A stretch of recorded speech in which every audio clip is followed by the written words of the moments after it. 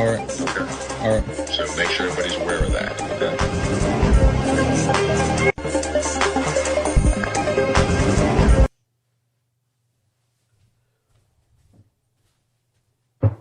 If any of that is posted anywhere on the internet, we're going to have problems. Whatever copies have been made of that, those need to be destroyed. Okay. Okay? If they get disclosed, that is going to put me in a situation where I will have to withdraw from the case. Okay. If you disclose that information.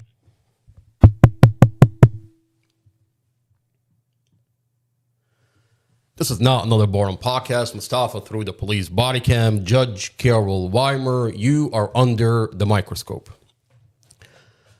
What we're going to talk about is the Mustafa Aljazairi case. The Mustafa Aljazairi case, when we first went on the internet and talked about the Mustafa Aljazairi case, we said that Robert Drum falsified Mustafa's statements on the police report. Now, since then, this investigator didn't just falsify Mustafa's statements.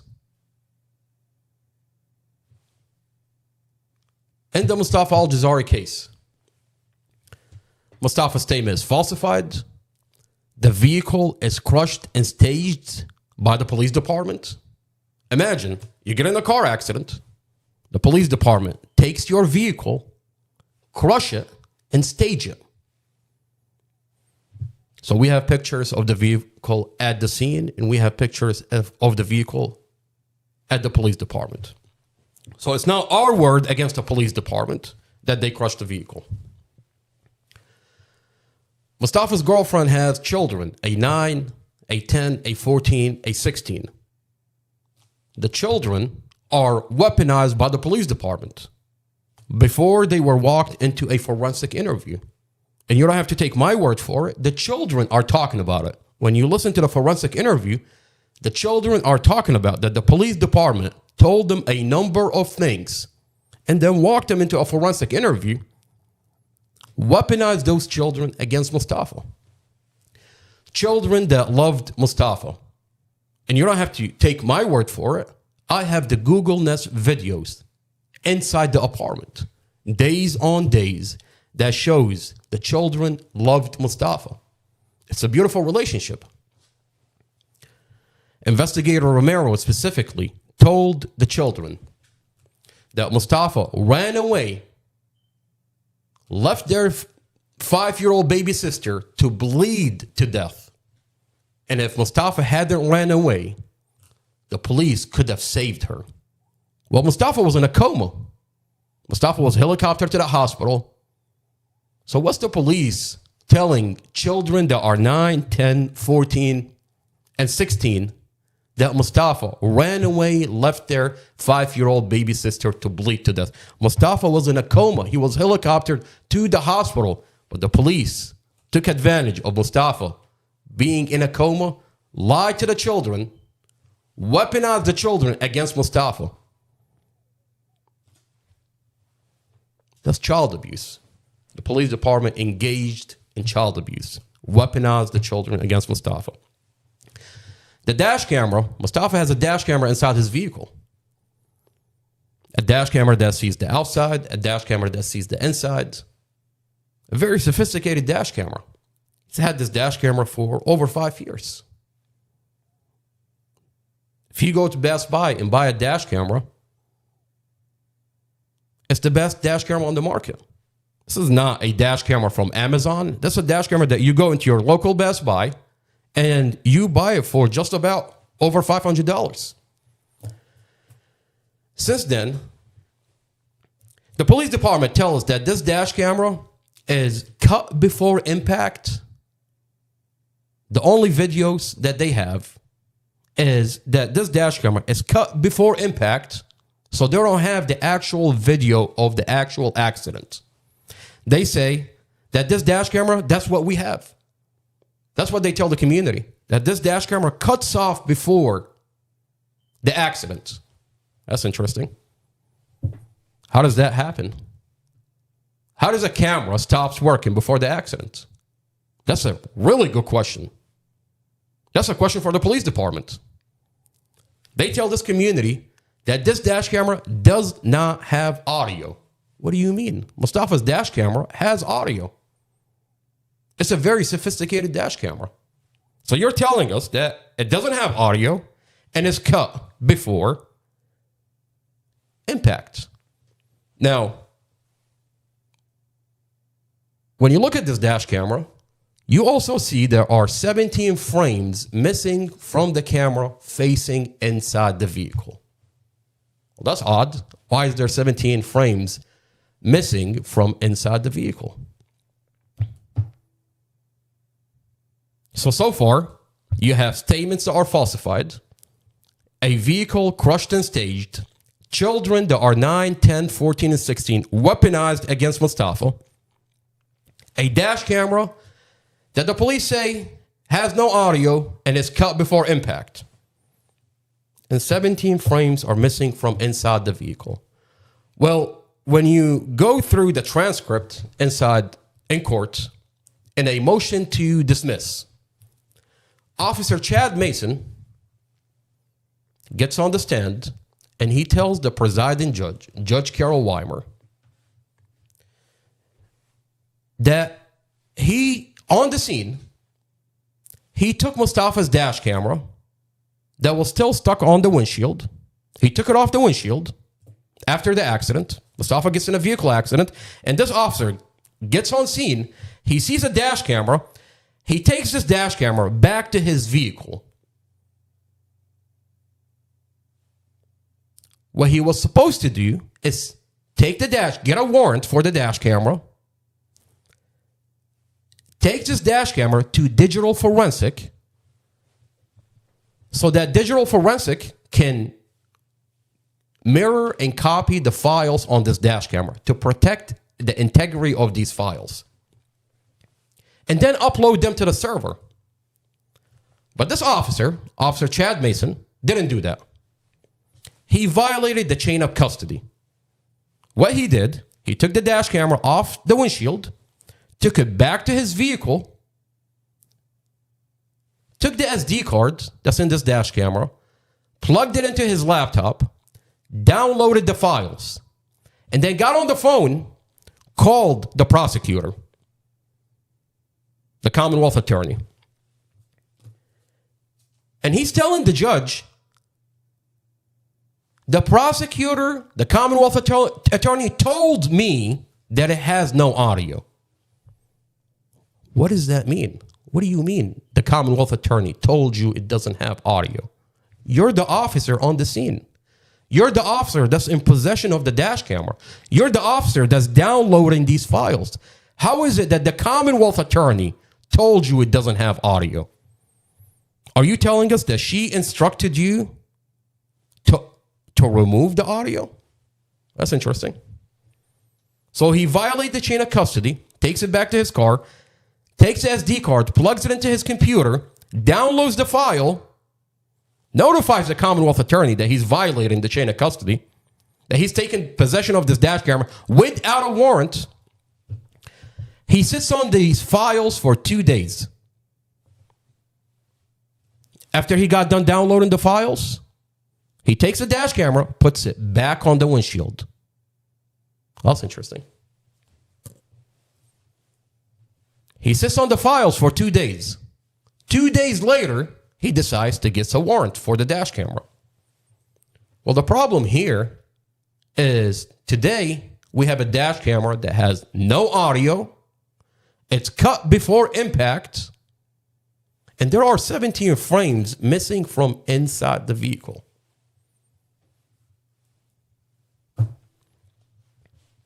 This officer cut and muted the dash camera.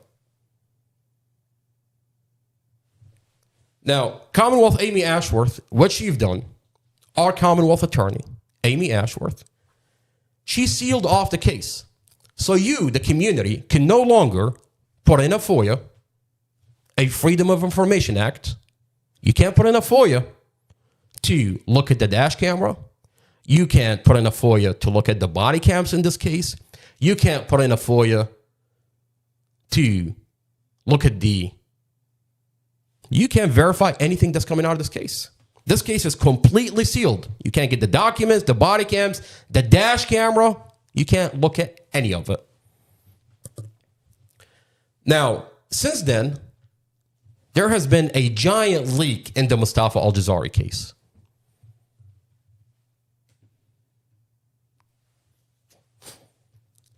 The county tells you, if you go through the filing, the court filing, and what's going on and how this leak is happening. There are body cams on the internet. The dash camera is on the internet. Documents are on the internet. A whole file is all over the internet. This is a sealed case. How is it then you have all the files all on the internet? If you put in a FOIA, if you live in Virginia and put in a FOIA, your FOIA is going to get denied. How is all the body cams all over the internet? How is the documents on the internet? And how is the dash camera that's sealed by the county on the internet?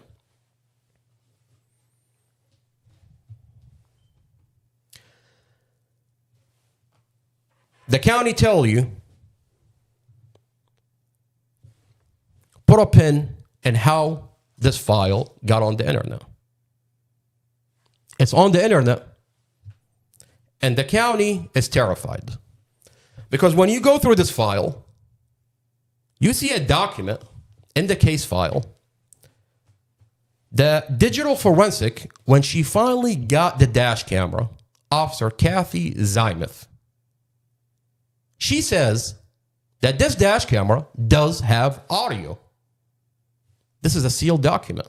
For 2.5 years, they've been telling this community that this dash camera in the Mustafa Aljazairi case does not have audio. Then why do I have a document that says digital forensic says there is audio?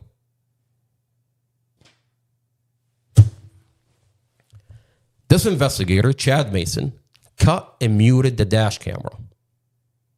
And the prosecutor ran with it.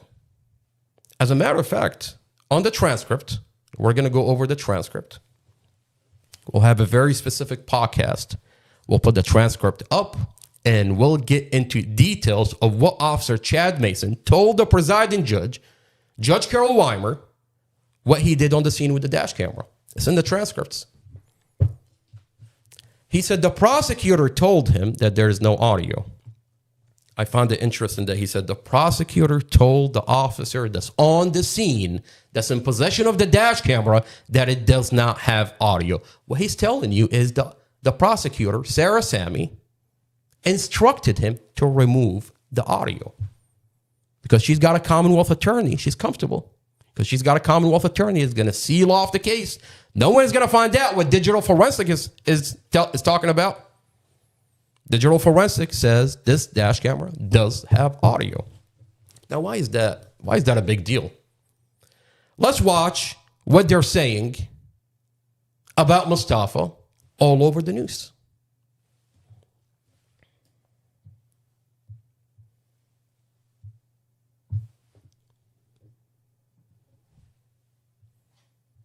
Stafford man is accused of killing a woman and a 5-year-old girl in Prince William County. Police say a 33-year-old Mustafa Aljazairi was arguing with 33-year-old Dorothy Fountain while driving on Dumfries Road. Investigators say they know that each other knew the other. He drove his car into oncoming traffic, crashing into an SUV. His passengers died and the woman driving the SUV was hurt. He is now facing manslaughter charges. So they tell you all over the news that Mustafa was arguing with his girlfriend. That's what they tell you. That Mustafa was arguing with his girlfriend inside the vehicle. Well, that's interesting. Where are they getting that from? Well, when you open the case file, you see a police report by Robert Drum, the main investigator, Investigator Robert Drum. Investigator Robert Drum puts in his police report that Mustafa told him that he was arguing with his girlfriend inside the vehicle. Oh, that's interesting. We have a recording of the conversation between Mustafa and the investigator. Mustafa never said that. Mustafa never said that. This investigator falsified the police reports. That's interesting. I mean, wait a minute. This is the foundation of the case. When you open the dash camera, you see that Mustafa and Dorothy are passing back and forth a hemp cigarette. Wait a minute. You're telling me that they're arguing inside the vehicle. But when I watch a sealed dash camera, Commonwealth Amy Ashworth sealed this dash camera. You can't access and see what's going on inside the vehicle. You have to take her word for it. Now, since then, there's a leak. That dash camera is all over the internet. And when you look at this dash camera, they want to tell you there's an argument inside the vehicle. Wait a minute. Let's watch what's going on inside the vehicle. Before we go into the dash camera, let's pull up the police report where Robert Drum says Mustafa stated he was arguing inside the vehicle.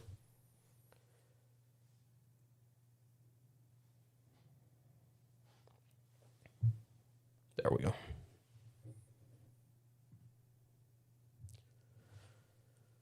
So this is the report, the police report from Investigator Robert Drum. All right, so if you go on page 11, paragraph 3, right here.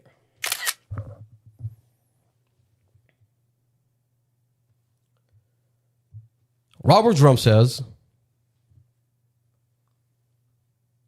Mustafa stated, I'm going to highlight it. There we go. Mustafa stated,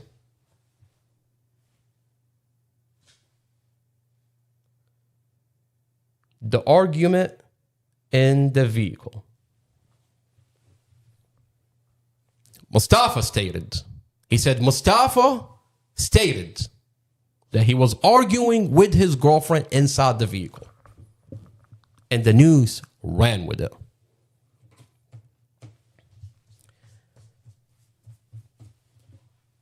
We're going to have a specific podcast dedicated to this police report where Robert Drum says Mustafa stated that he was arguing inside the vehicle. We're going to listen to the recording.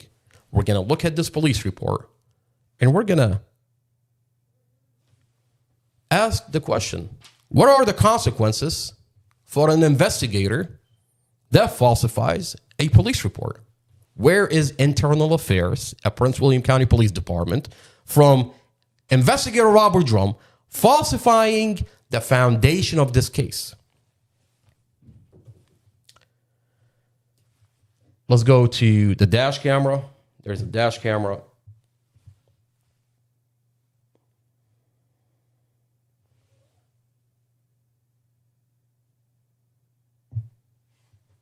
There we go.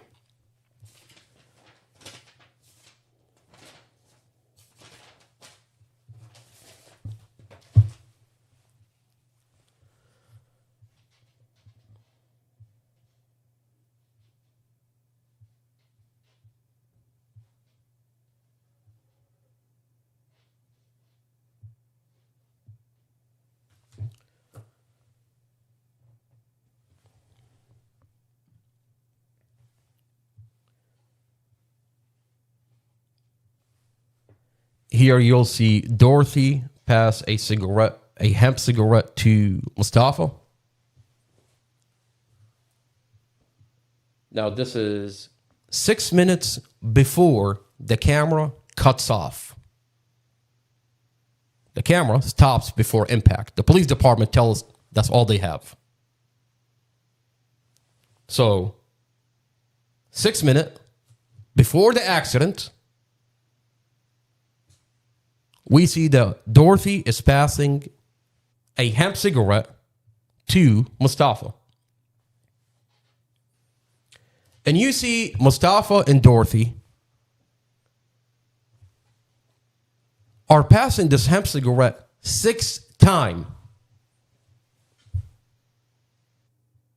But they want to tell you that Mustafa and Dorothy are arguing inside the vehicle. So they cut the audio, they falsify your statement, and they tell you, and then they seal off the dash camera. Just take our word for it. I found that really interesting. The prosecutor, Sarah Sammy, files to the judge. She wants to conditionally enter the dash camera. She doesn't want the jury to see the whole dash camera. They want to chop up the dash camera, take it out of context, because once you see the full dash camera, you realize that this is a car accident, that there was no argument inside the vehicle.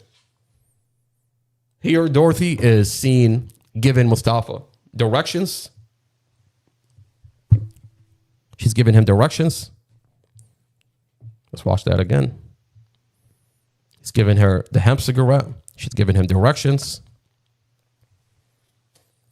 You see that giant boombox in the back. They're listening to music. Mustafa gives the hemp cigarette to Dorothy. Now you ask yourself, why are they smoking hemp? Dorothy has cancer. I'm going to pause it real quick. Mustafa's girlfriend, Dorothy, has cancer. She smokes hemp. Hemp, if you know anything about hemp, hemp doesn't have THC. Hemp is not weed. Dorothy smokes hemp for her pain. She has cancer. You tell me, well, how do I know that that's not weed? That that's hemp? I tell you that I have the toxicology report. Mustafa's toxicology report. Let's go over the toxicology report.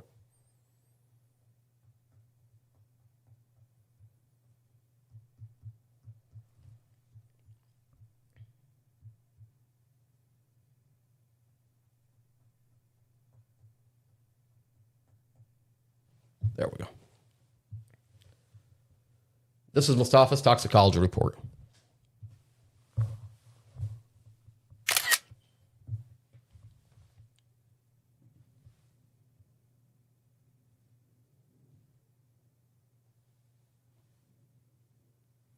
Blood alcohol, non-detected. I'm going to zoom in. Blood alcohol, non-detected. There's no alcohol in Mustafa's system.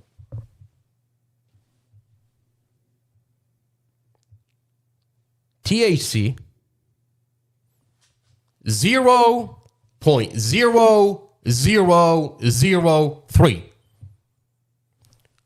What Dorothy and Mustafa are passing back and forth is hemp. So wait a minute.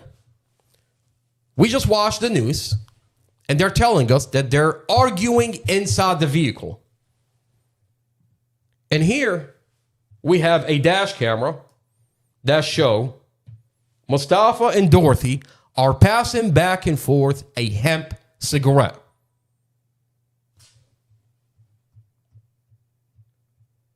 Let's go back to the dash camera.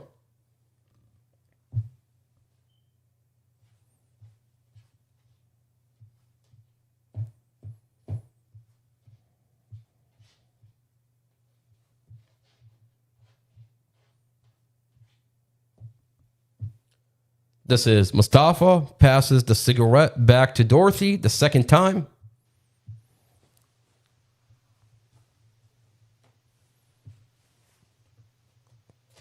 I mean, they're telling you that they're arguing inside the vehicle, right? And the question is, why are they hiding the dash camera from you? Well, they're hiding the dash camera because they're lying to you. They falsified a whole entire case. Here, you're going to see that Dorothy is giving Mustafa directions. Watch Dorothy's hands. You see the cell phone. You see Mustafa's asking her which way, and she's telling him, just keep going straight. Mustafa is not speeding. Mustafa is not driving reckless. He's driving normal.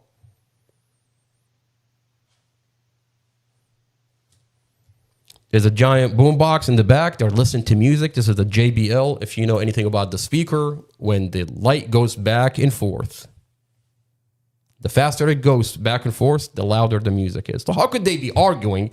They're sitting there listening to music. Obviously, they can't hear each other because she's gesturing to him. She's not even giving him direction. She's telling him, just keep going straight. You hear you can see the music really loud with the light going back and forth.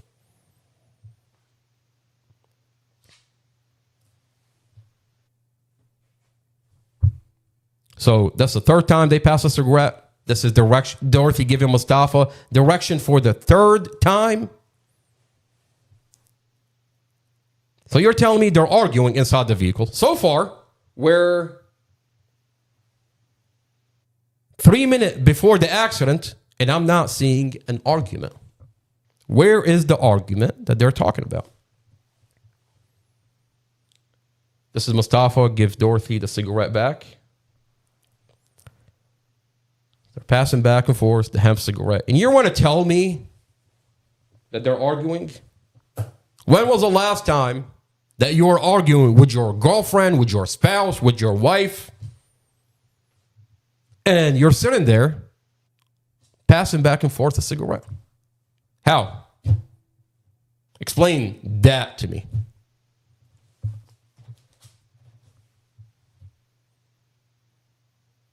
Dorothy passes a cigarette to Mustafa. Now, something that's really unique is the sixth time that Dorothy passes a cigarette, and this is 2 minutes. 2 minutes before the accident, you're going to see that Dorothy, when she takes a cigarette from Mustafa, Dorothy feels Mustafa's fingers. And that shows you how much she loves him. She feels his fingers as she takes that cigarette. You want to tell me that they're arguing? Let's watch. This is 2 minutes before the accidents.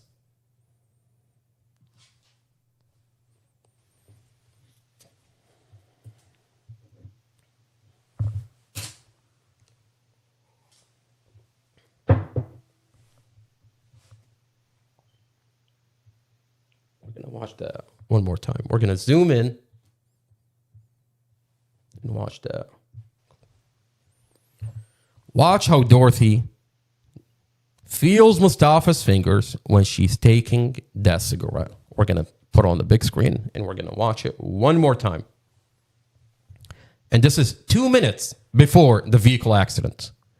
Dorothy feels Mustafa's fingers as she takes that cigarette from him. And you want to tell us, watch how she feels Mustafa's fingers as she takes that cigarette from him. You want to tell me that they're arguing? Robert Drum, the main investigator, tells us that Mustafa was in a heated argument. That you, Mustafa, told me that you were arguing inside the vehicle. Wait a minute. They're smoking a cigarette. They're passing back and forth a hemp cigarette. Dorothy feels Mustafa's fingers as she takes that cigarette. Where is the argument? You falsified the case. You falsified a whole entire case. What I want to focus on today is the warrant of Robert Drum. We're going to put the warrant on the screen. We're going to go over the warrant. And we're going to ask a question. Did Robert Drum falsify the warrant? What are the consequences of an investigator that falsifies a warrant? We're going to put it on the screen. We're going to go through what he says in that warrant. And we're going to ask Internal Affairs. What are the consequences for an investigator that falsifies Mustafa's statements, which is the foundation of this whole entire case? And what are the consequences for him falsifying the warrant? I mean, Mustafa was arrested based on that warrant.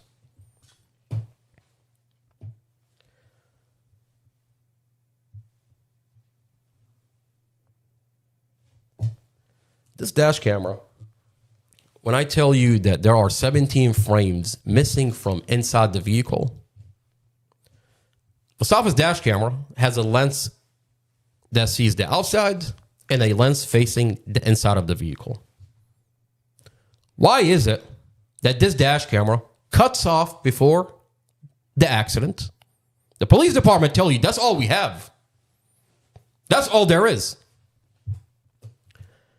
Now, what's even more disturbing is that the camera facing inside the vehicle cuts off while the camera facing outside the vehicle is still rolling. Well, that's interesting. Let's watch this dash camera.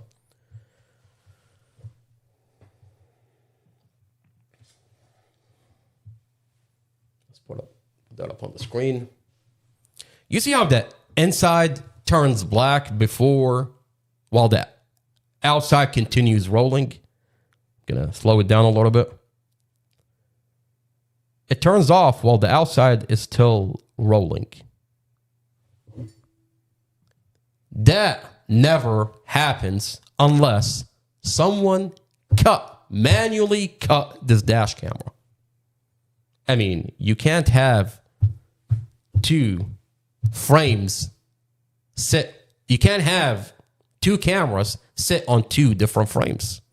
The outside is still rolling while the inside is cut.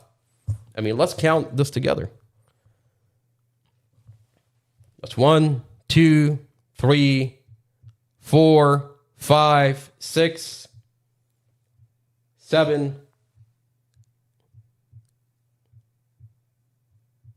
8. At 8 seconds, 8.0, it cuts off. While the outside is still rolling. I mean, let's count the frames. Let's count this dash camera frame by frame. You see that number here? So you see that number here. These are your frames. Okay.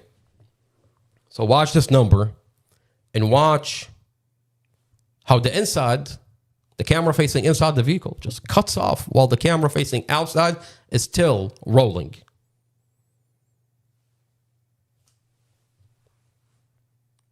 So we're at 4.456. I'm going to slow it down. 6.8, 6.9, 7, 7.2, 7.45, 7.6, 7.7, 7.8. You see how it cuts off at 8.0? And then the outside continues rolling. That never happens. The only time this would happen is if you have an officer that manually cut this dash camera. Well, unfortunately for this officer, Officer Chad Mason, we have the transcript in court where he took the stand and he told the presiding judge,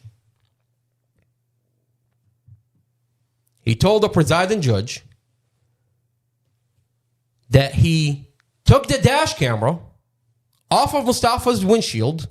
When he got on the scene, he took the dash camera back to his car, violated the chain of custody, took the SD card, plugged it into his laptop, downloaded the files. He notified the Commonwealth attorney, and he says she told him it doesn't have audio. Interesting. You're the officer on the scene. You're the officer in possession of the dash camera. What you're telling us is she told you to cut the audio. Interesting. You sat on those files for 2 days. 2 days later, you decided to get a warrant for the dash camera that you took possession of. Interesting. And today we have a dash camera that has no audio, cut before impact. 17 frames are missing from inside the vehicle. And this is a problem because what they're telling you is that Mustafa crashed the vehicle on purpose. That's interesting. Where is the crash? Where is the accident? You cut the camera. And they take it further and they tell you Mustafa did not have a facial reaction. Wait a minute. Am I not looking at a dash camera that you took 17 frames from inside the vehicle? You took 17 frames out of Mustafa's facial reaction. And you want to talk to me about Mustafa's facial reaction? What I find really disturbing is that when you zoom in on Mustafa, with the cut dash camera, what you see is Mustafa is panicking. Mustafa has his tongue stuck in his cheek. And this is a very distinctive feature for Mustafa. When Mustafa panics, he sticks his tongue inside his cheek. And you see Mustafa is reacting to the accident. So they tell you there is no facial reaction. They tell you there is no reaction. But what you see on a dash camera is Mustafa is tensed up and he's reacting to the accident. Wait a minute. Investigator Robert Drum told us that Mustafa never hit the brake. Why am I looking at a dash camera that when you look at 5-year-old Empress in the back, she's shifting forward?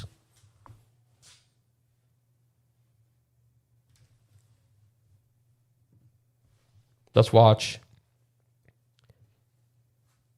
And if you specifically watch 5-year-old Empress in the back, and you see how she shifts forward.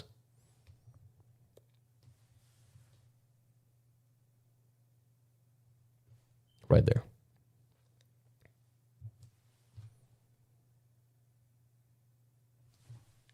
Is that not Mustafa slamming on the brake and Empress shifting forward?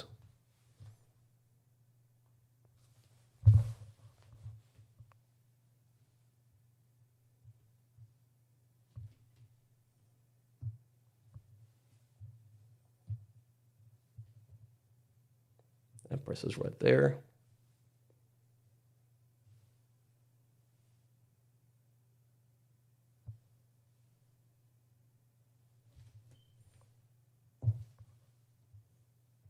Gonna zoom in. Empress is right there. Then you see her shift completely forwards.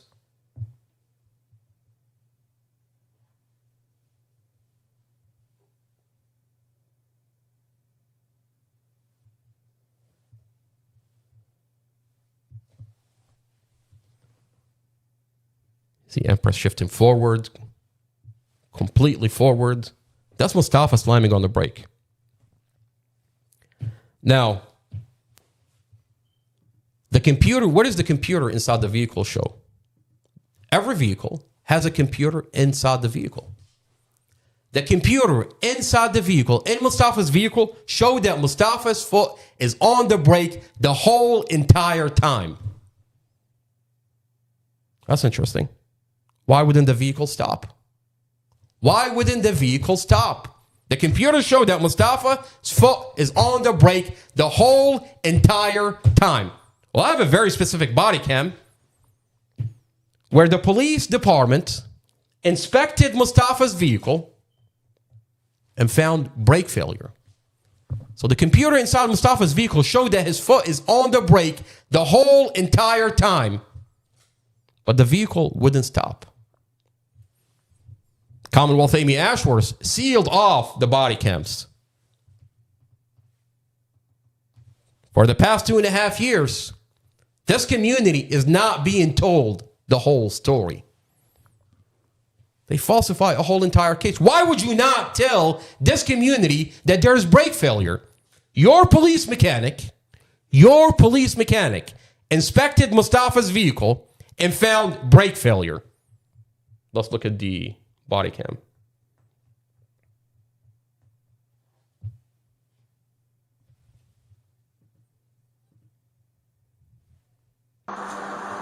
brake, didn't engage. Mustafa's brake did not work. Mustafa's foot is on the brake the whole entire time, but his brake does not work. What did Robert Drum put in his warrant? That Mustafa didn't do anything to avoid the vehicle accident. And he never put there's brake failure. Let's go back to the dash camera.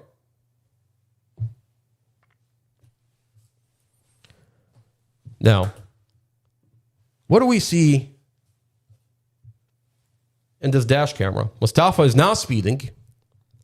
Mustafa is now speeding. He's driving speed limit.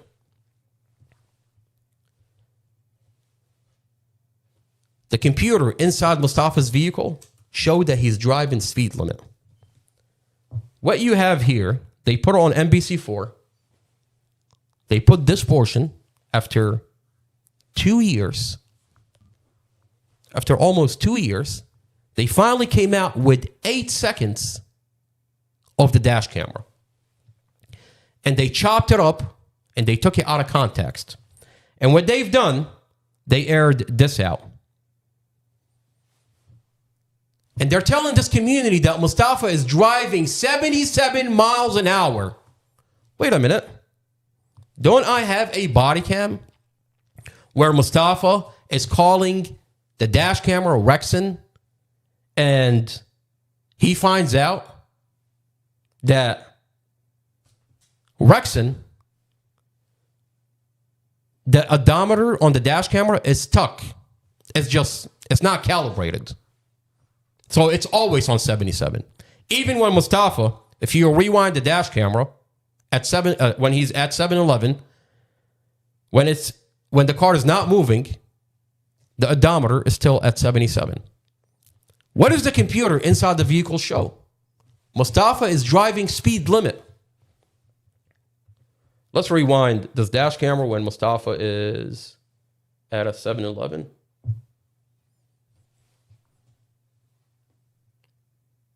Oh, well, let's just watch it before he even got in the vehicle.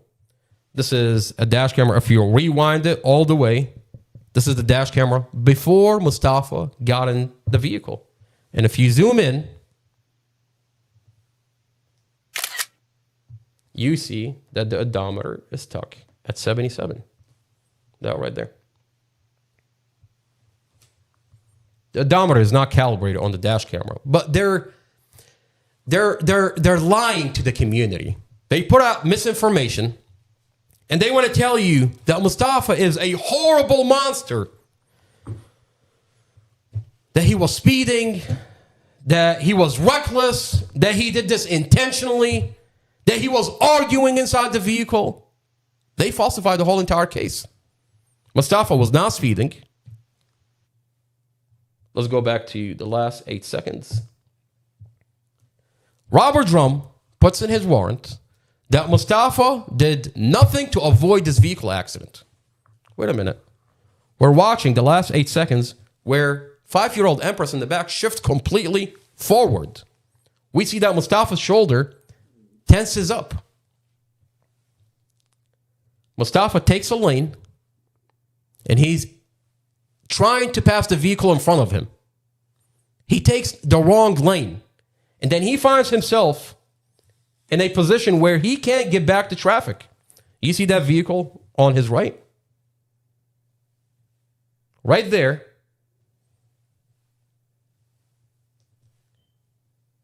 You can't get back into traffic. Where is he supposed to go? He can't get back into traffic. He hits the brake. The vehicle, you see how Empress shifts forward? You see how Empress in the back shifts forward completely?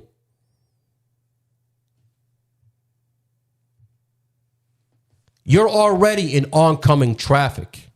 There is nowhere to go. There's a vehicle on your right. You slam your brake. Your foot is on the brake the whole entire time. But the vehicle would not stop. There's brake failure.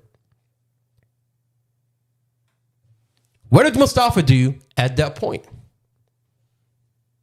Mustafa clears every vehicle. You see that van? They want to tell you this is intentional, right? That's what they're telling you. Why isn't Mustafa slamming into that van? Wait a minute, forget the van. Why is he not slamming into that vehicle on his right? They want to tell you that he wants to kill his girlfriend. They want to tell you that he wants to kill the 5-year-old baby. Why is he not crushing them in that vehicle on his right? That vehicle on his right there. Wouldn't that be a safer option for him? Would it make sense that I want to sit there and kill my family, instead drive myself into oncoming traffic? Would it not be safer if I can just crush my family, just turn right into that vehicle? How does that make any sense? Oh, instead, I'm going to drive into oncoming traffic. Wait a minute. I'm not wearing a fucking seatbelt. You want to tell me that you want to kill your family? You're not going to wear a seatbelt? You're going to drive into oncoming traffic? Wait a minute. I'm going to leave my goddamn dash camera on. The fuck are we talking about? Like, if you're going to lie to us, make it make sense. Because at this point, you're insulting our intelligence. Oh, you're going to seal off the whole file. That's how you're going to do it. Oh, we're just going to take your word for it. Commonwealth Amy Ashworth, we're just going to take your words for it. How does that working out for you, ma'am? That the file is all over the internet. He can't get back into traffic. He ends up in oncoming traffic. There's brake failure. You see 5-year-old Empress shifting completely forward. There's a van right there. Why is he not crashing into that van? That's interesting. He avoided that van. He avoided that vehicle. Wait a minute. So let's circle. He avoided this van. Interesting. He avoided this vehicle. That's interesting. He avoided this vehicle.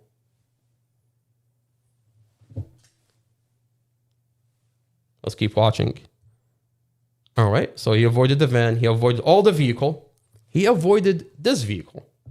Oh, by the way, don't worry. Just happened the camera facing inside just turns off. 17 frames are removed from Mustafa's facial expression. What's going on here? Is he avoiding this vehicle? Oh, but they want to tell you that Mustafa maneuvered the vehicle, slowed it down, and had his family get crushed by this vehicle. Wait, what? So why isn't he crushing his family with this vehicle? Let's go back to the dash camera.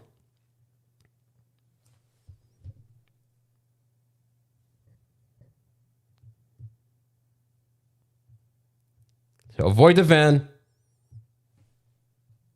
Avoid this vehicle. And then the camera cuts off.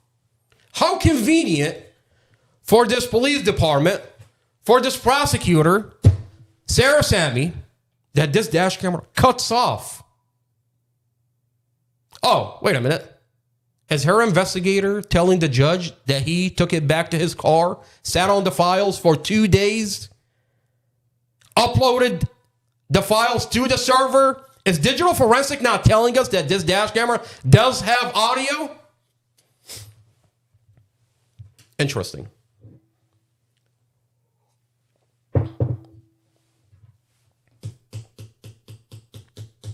Now, this should be an open and shut case, right? There's a computer inside the vehicle that's it should show you Mustafa's steering angle. Is Mustafa steering away from the vehicles all the way to the 4th lane? Or is Mustafa steering to the SUV? The ACM, the computer inside the vehicle, captures the steering angle. In Mustafa's vehicle, in the SUV, Where is the steering angle? Well, would you be surprised to find out that the investigator, Robert Drum, that falsified Mustafa's statement, is telling an independent expert that we paid for and the judge ordered the vehicle to be reconstructed, that this investigator, Robert Drum, is telling that independent expert when he showed up to reconstruct the accident, he's telling him, prosecutor Sarah Sammy said, you cannot reconstruct this vehicle. What are you talking about? Why would the prosecutor block the reconstruction of the vehicle?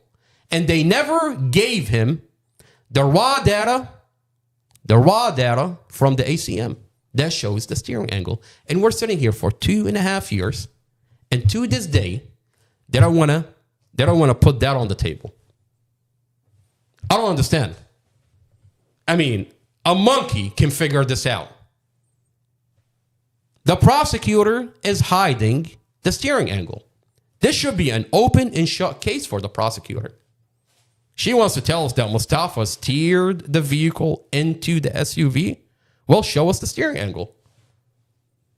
Give me the steering angle and let me help you prosecute Mustafa. Instead, you, prosecutor Sarah Sammy, blocked the reconstruction. What prosecutor blocks the reconstruction?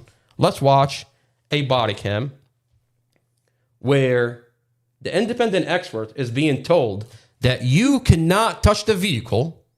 The prosecutor said so. What do you mean? There's a judge order to reconstruct this vehicle accident. Let's watch what the independent expert is being told.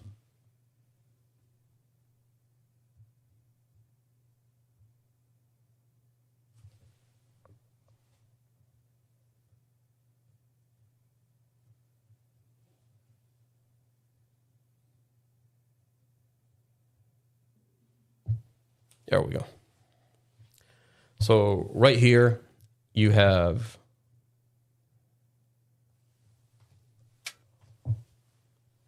let's see, put it up on the screen. There we go. Right here, you have Mustafa's defense attorney at the time, Casey Stevens. And then right here is the independent expert that we paid $5,000. And there's a judge order to reconstruct the vehicle accident. Tell us what happened. Is this intentional? Is this an accident? And let's hear what the investigator, Robert Drum, who falsified Mustafa's statement. This investigator said, you, Mustafa, told me that you were arguing inside the vehicle.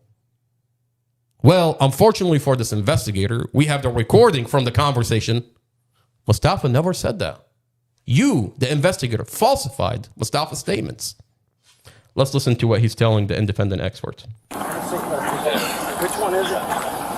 What's that? Which one is it? It's in the box. Pay attention to Sarah.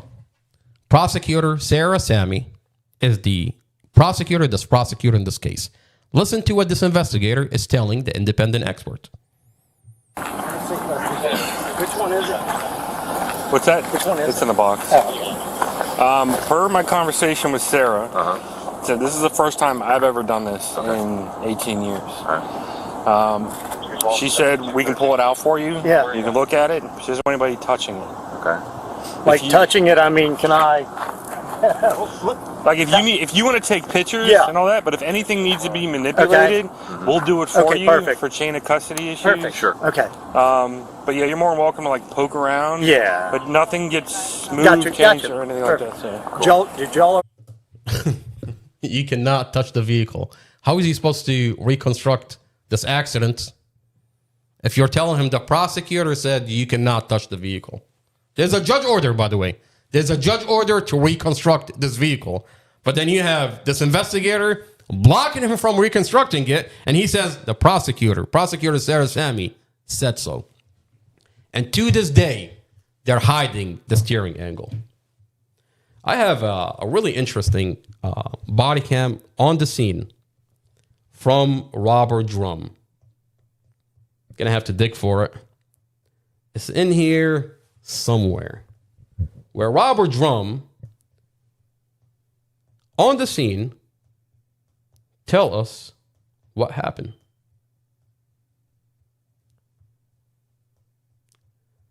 Robert Drum is seen on body cam telling investigator Chad Mason that the only way this accident would happen is if Mustafa clears all the vehicle, makes it to the 4th lane. That's the only way you can explain this accident. Let's see if I can find it.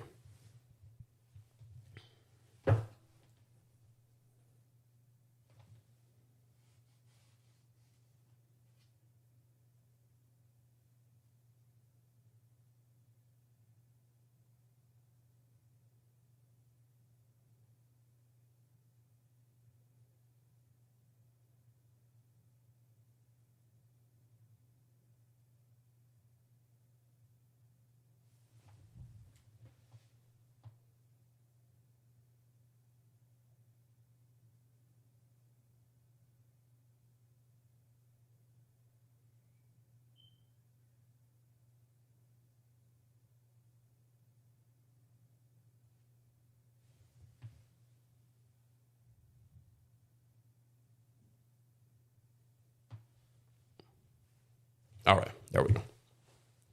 Let's hear what Robert Drum on the scene is reconstructing this act. By the way, this is a sealed body cam.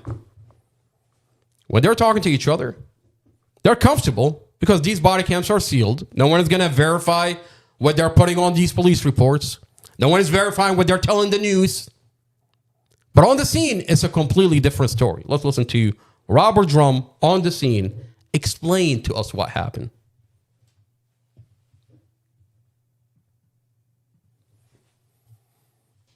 What you thinking, police? Trying to find where they spun. Seems like, yeah. That's a smart play.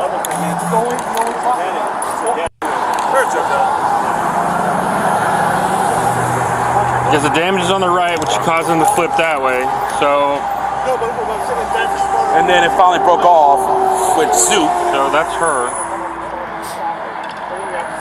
They're coming in sideways. Yep. Gets popped, rotates. She just rolls backwards. So here's the question: which way did they? Because she comes straight, she hits. She would have turned into it. Is that it?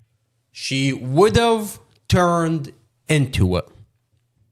The SUV, the female driver, would have turned into it.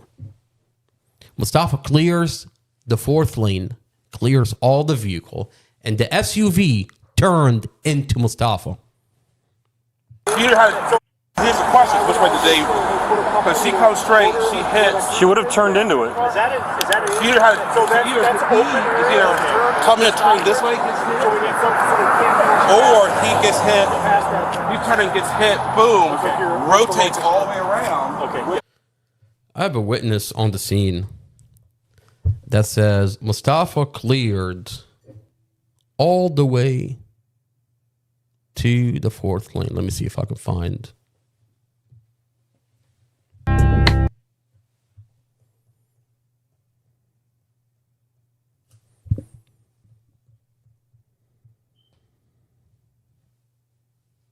They're advising that they're going to be responsible for the crash. What kind of equipment? 66. Can I get to talk to her?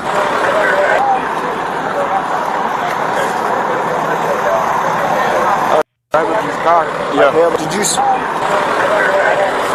talk to her? I thought, but can I get a phone number for you, sir? Yeah, it's 571-389-4540.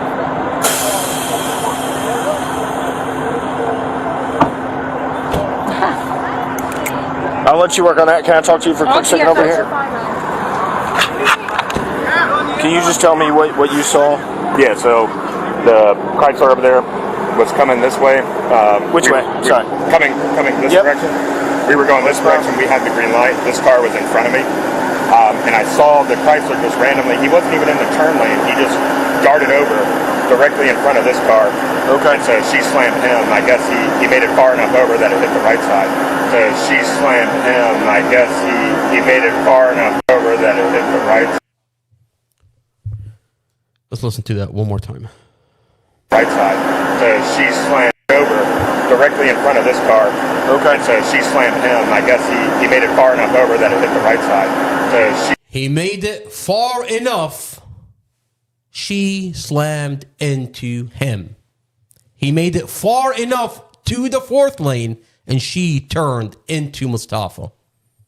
Where is the steering angle? Why is this prosecutor not releasing the steering angle so we can prosecute Mustafa and get it over with? Instead, she hides the steering angle. She's hiding the steering angle. She's terrified. By the way, this is exculpatory evidence. She blocks the reconstruction of the vehicle. She's hiding the steering angle. She's instructing officers to cut and mute and cut this dash camera. Officers that are falsifying Mustafa's statements. Would you be surprised to find out that in a Brady motion, as late as a month ago, about a month ago, a little bit over a month ago, we have the transcript where Mustafa's defense attorney, Brad Haywood, is asking for the prosecutor communication under Brady versus Maryland. There's a case law out of the Supreme Court that the defense is entitled for the communication of the prosecutor with the police officers, is entitled with the communication, all her communication with the alleged witnesses, if there is bias in this case. And clearly there is a huge bias in this case. As soon as officers get on scene, they put a label on Mustafa saying that he's on drugs. They've condemned Mustafa guilty the minute they showed up on the scene. We have the body cams. So you're telling me you haven't looked at the dash camera, you haven't reconstructed the vehicle, you haven't looked at the computer inside the vehicle, you haven't done anything. The minute you showed up, you put a label that he's on drugs, and you're going around telling other police officers and witnesses that this guy that's in front of his vehicle in a coma, he's on drugs. A mother and a baby died. What do you mean? His toxicology report showed no alcohol, no drugs. You put a label on him, and you inserted a bias into this case. And you're going around telling witnesses a mother and her baby died. Don't worry about him in a coma in front of his vehicle. Mustafa's on the floor in front of his vehicle in a coma. Don't worry about that guy. He's on drugs. A Mustafa lived, and a white mother and her baby died. That's what they're telling witnesses. This Mustafa is a horrible human. He's on drugs. That's what they're telling witnesses. Interesting. You want to tell me there is no bias? So under Brady versus Maryland, the prosecutor, by law, is obligated to hand over her communications to the defense. I have the transcript where she tells Judge Carol Weimer, the presiding judge, it's dangerous, Your Honor, to release my communication. Why is it dangerous, ma'am? I'll tell you why it's dangerous. It's dangerous because you're going to jail. Because this communication, we're going to see that you're instructing officers to falsify a whole entire case. Children have been weaponized in the process. A 9, a 10, a 14. And you're telling a judge that the only time that the children were spoken to inside the forensic unit? What are you talking about? That you have no idea. I have body cams that after they're talking to the children, they're updating you on what's going on. That they're instructing you every step of the way. When they crushed and staged Mustafa's vehicle, you're being notified. When the children are being weaponized, you're being notified. But you sit on the record telling the judge, I have no idea, Your Honor. The children were only spoken to inside the forensic interview. That's not true. Investigator Romero sat down with the kids. He told them a number of lies, weaponized them against Mustafa, a 9, a 10, a 14, a 16. But to this prosecutor Sarah Sammy, she doesn't care about the children being abused as long as she's prosecuting a Mustafa.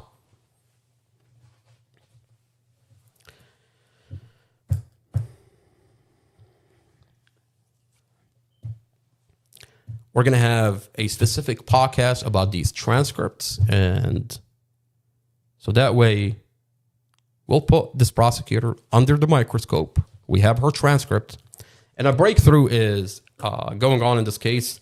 This case is sealed. The whole case is sealed by Commonwealth Amy Ashworth. But about 15 days ago, the transcript inside the courts are now unsealed. They're now public record. The DOJ is unsealing the transcripts in a sealed case. Now,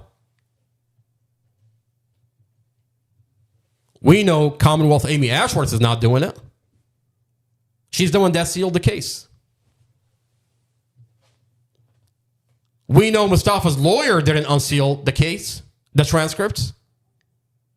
He just put into withdrawal out of the case. But before he withdrew, he said, my client is innocent. Let's read the Mustafa's defense attorney, Brad Haywood. Let's put that on the screen.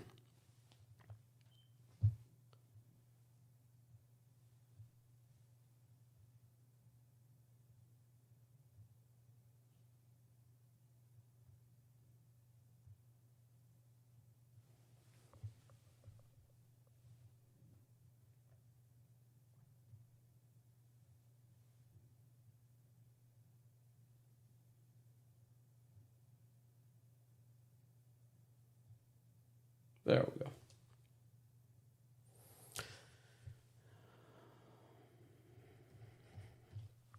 All right. So Mustafa's defense attorney, Brad Haywood, has been on Mustafa's case for a whole entire year. Brad Haywood at one point put in a Brady motion, and we're going to hold multiple podcasts, and we're going to read the transcript of what went on in the Brady motion, where Brad Haywood is telling Judge Carol Weimer that the children are weaponized in this case against Mustafa, that they blocked the reconstruction of Mustafa's vehicle 2.5 years ago, that the police falsified Mustafa's statements, a whole bunch of things where this defense attorney puts on a table in this case. And in one of the points that one of the things that Brad Haywood wanted is the communication for prosecutor Sarah Sammy. And what she's telling, what went on between her and the officer, between her and the alleged witnesses. Judge Weimer blocked the release of the communication. Prosecutor Sarah Sammy tells the judge, it's dangerous, Your Honor, to release her communication. Why is it dangerous? What do you have to hide in this case? What are we going to see in your communication? Are we going to find that you're instructing officers to falsify a whole entire case, weaponize children that are 9, 10, 14, and 16 against Mustafa? Is that what we're going to find? The presiding judge, Judge Carol Weimer, is protecting, this police department is protecting this prosecutor. He denied the release of her communication. I find it really interesting that Brad Haywood sat on Mustafa's case for a whole entire year. He puts in a giant Brady motion where he puts everything on a table. The government gives him $100,000, gives him money for an independent expert to go in and reconstruct this accident. The government gave Brad Haywood, Mustafa's defense attorney, money for an independent expert to reconstruct this vehicle accident. And there's a judge order. The judge ordered that he goes in and he can reconstruct this accident. There's a judge order. Judge Weimer also ordered to extract the metadata off the SD card in the dash camera that the police department has. So the police department is in possession of Mustafa's dash camera. They have the SD card, And the judge now ordered that an independent expert can go in and extract the metadata of the SD card, the original files, the audio, the full dash camera. We watched how this dash camera cuts off before impact. Well, it's on the SD card, even though that Officer Chad Mason manipulated and cut and muted this dash camera, the SD card is going to show us the full dash camera. The judge ordered an independent expert for an extraction on the SD card off this dash camera. And the government gave Brad Hayward the money. And Brad Hayward was moving forward with the whole entire thing. He puts a Brady motion. He's got independent experts. And all of a sudden, the judge holds a private hearing, an ex parte hearing. An ex parte hearing is illegal. It is illegal without Mustafa. Mustafa's not notified. Mustafa's not there. Mustafa's not brought into the court. Without Mustafa. The judge, Carol Weimer, holds a meeting. Let's watch. So we posted the date of the hearing. Let's go to, let me put that up on the screen.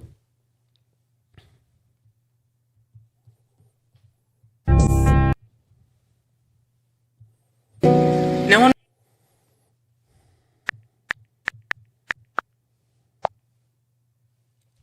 This is my life.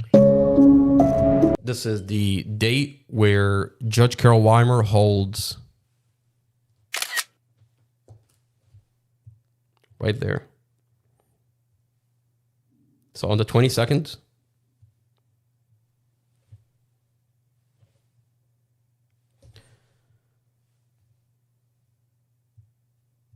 Judge Weimer holds a private meeting, an ex parte hearing, and the transcript is sealed. It's in red, so that's not made public. No one knows what they talked about without Mustafa. And then there's another private hearing on the 24th. And then on the 27th, Mustafa's lawyer withdraw from the case. What's going on here? So the government, you sit on the case for a whole entire year. The government gives you $100,000. This judge orders the extraction and the reconstruction of the vehicle and the extraction of the dash camera. Private meetings is held, and then all of a sudden the lawyer withdraws from the case. Now, we have the motion that's made public, what he said in that motion. All right, so let's click on it. So the 27th, that's when he withdrew. All right, so let's hear what Brad Hayward is telling the courts.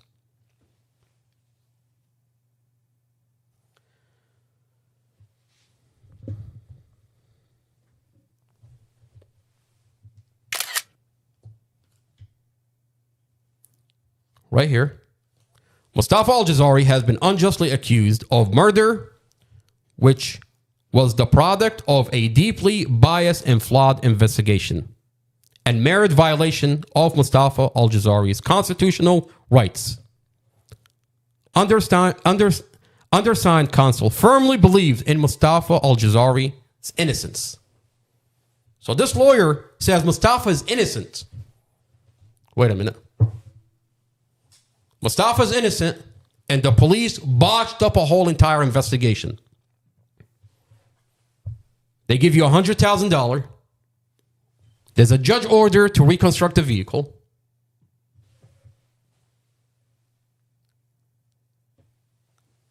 A private meeting is held without Mustafa, and now you withdraw out of the case. But before you withdraw, you say, my client is innocent.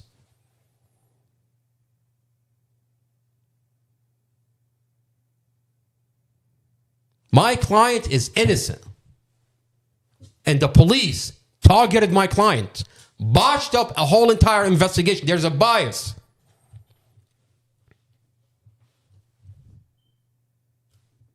I mean, it's obvious that this lawyer has been threatened.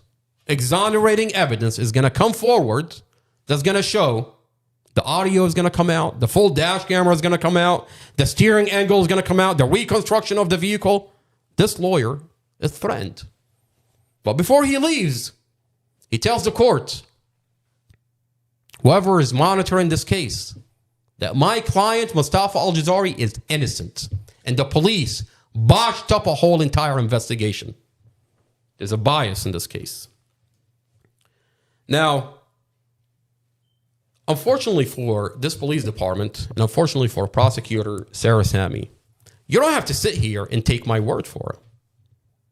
We're going to take a deep dive into this case, and we're going to find out, did this investigator falsify the whole entire case? I mean, when I first looked into this case, I thought he just falsified his statements. What if I tell you the warrants are falsified? I mean, and this is a question for internal affairs. Captain Doodley, in a Brady motion, was sitting right there behind the prosecutor. What is the consequences for a investigator that falsifies Mustafa's statements, that falsifies a warrant, and we're going to put it up on the screen. You don't have to take my word for it. We're going to take a deep dive into this warrant, and we'll find out, is the warrant for Robert Drum falsified? Now, a giant question that we were going to dive into earlier was the leak that you have in this case. I mean, this is a sealed case. Commonwealth, if you put in a FOIA, the Commonwealth attorney, the police department will deny your FOIA. You can't look at the body cams. You cannot look at the dash camera. They're not going to release the dash camera to you. They're not going to release the documents to you. And when you look up this case, you'll see just about 3 seconds of an edited dash camera on NBC4, and that's it. But this case is completely sealed. And the question is, how is all these body cams are on the internet? That's a good question. Well, there's filings. The prosecutor that's prosecuting the Mustafa Aljazairi case, she has a whole entire file in court. You can go to Prince William County Circuit Court, and that's been made public. That portion has been made public. And what she's telling the court, she's telling Judge Carol Weimer. Now, before we go into what Prosecutor Sarah Sami says, Prosecutor Sarah Sami, I mean, here is the funny part. I find it comical. I find it so funny that there's a whole entire file in circuit court about how I released the files all over the internet. And they're telling the judge, Your Honor, this is how he's doing it. I mean, you go online, and my response to what they're saying is, I have individuals in the police department that are supplying me with files. I've said that on the internet. This is what I've been saying. When they took me to court, that's what I said. They took me to court multiple times, but they're not convinced. They tell you, no. That's not what happened. We don't have police officers that are helping this brother leak out the Mustafa Aljazairi case and other cases into this county. Wait a minute. I have access into your server. I have body cams. I've accessed the police department server. I've accessed evidence.com. That's not a secret anymore. Now I'm telling you, I have help. Now, Prosecutor Sarah Sami is telling Judge Carol Weimer, Your Honor, that's not how he's doing it. By the way, the transcript. We're going to go over the transcript. We're going to have a whole entire podcast just for that transcript. She's telling the judge, Your Honor, this brother found himself a lawyer that's been practicing law for 20 years. Got her to hire him as a paralegal. This brother went out and he found himself a lawyer that's been practicing law for 20 years. Got her to hire him as a paralegal. And you're reading the transcript. Is he a paralegal? Your Honor, he's not a paralegal. But somehow, some way, he convinced a lawyer that's been practicing law for 20 years to hire him as a paralegal. That's what she's telling the court. Okay? This brother got this lawyer to be a second chair on his brother's case. What are you telling us? I mean, it's in the transcript. She's telling Judge Weimer, the presiding judge, not only did I go out, find me a lawyer that's been practicing law for 20 years, that I hired myself into her law firm,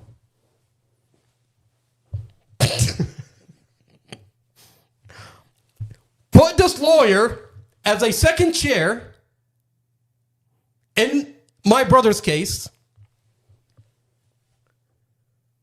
only so I can access the police department server, evidence.com. And he took the files, Your Honor. What are you telling this judge? I mean, I take a step back and I look at it. I'm laughing, to be honest with you. It's hilarious. If I was the judge listening to this prosecutor, I would say this prosecutor has lost her mind. If I was Judge Weimer, I would just take the first story, the story that's coming out of the brother, where he said he's got help within the police department and someone is supplying him and gave him access into the server. I would take that story. This prosecutor is going crazy. Regardless of what you want to believe, I don't think it fucking matters, to be honest with you. The point is, I got you the body cams. I have the documents in this case. I have the dash camera that they've been hiding from you for the past 2.5 years. You're telling me for 2.5 years, someone gets in a vehicle accident and loses his family in a car accident. They take that person, put him in solitary confinement. 2.5 years, they refuse to take him to trial. He sits in a county jail. To today, he's sitting in a county jail without a trial. They're terrified to take him to trial.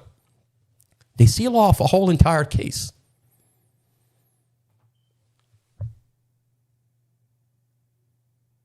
They go out on the news and they say, he did this on purpose. They falsify a whole entire case. They falsify his statements. They crush and stage the car, cut and mute his dash camera, weaponize a 9, a 10, a 14, a 16 against him, abuse the children in the process. This is happening in your backyard. And if this could happen to Mustafa, absolutely, it could happen to you. I mean, this is supposed to be a safe community. If this is happening in our community, it's not safe. And if this could happen to Mustafa, it could happen to you. What's going to stop these officers from doing that to you?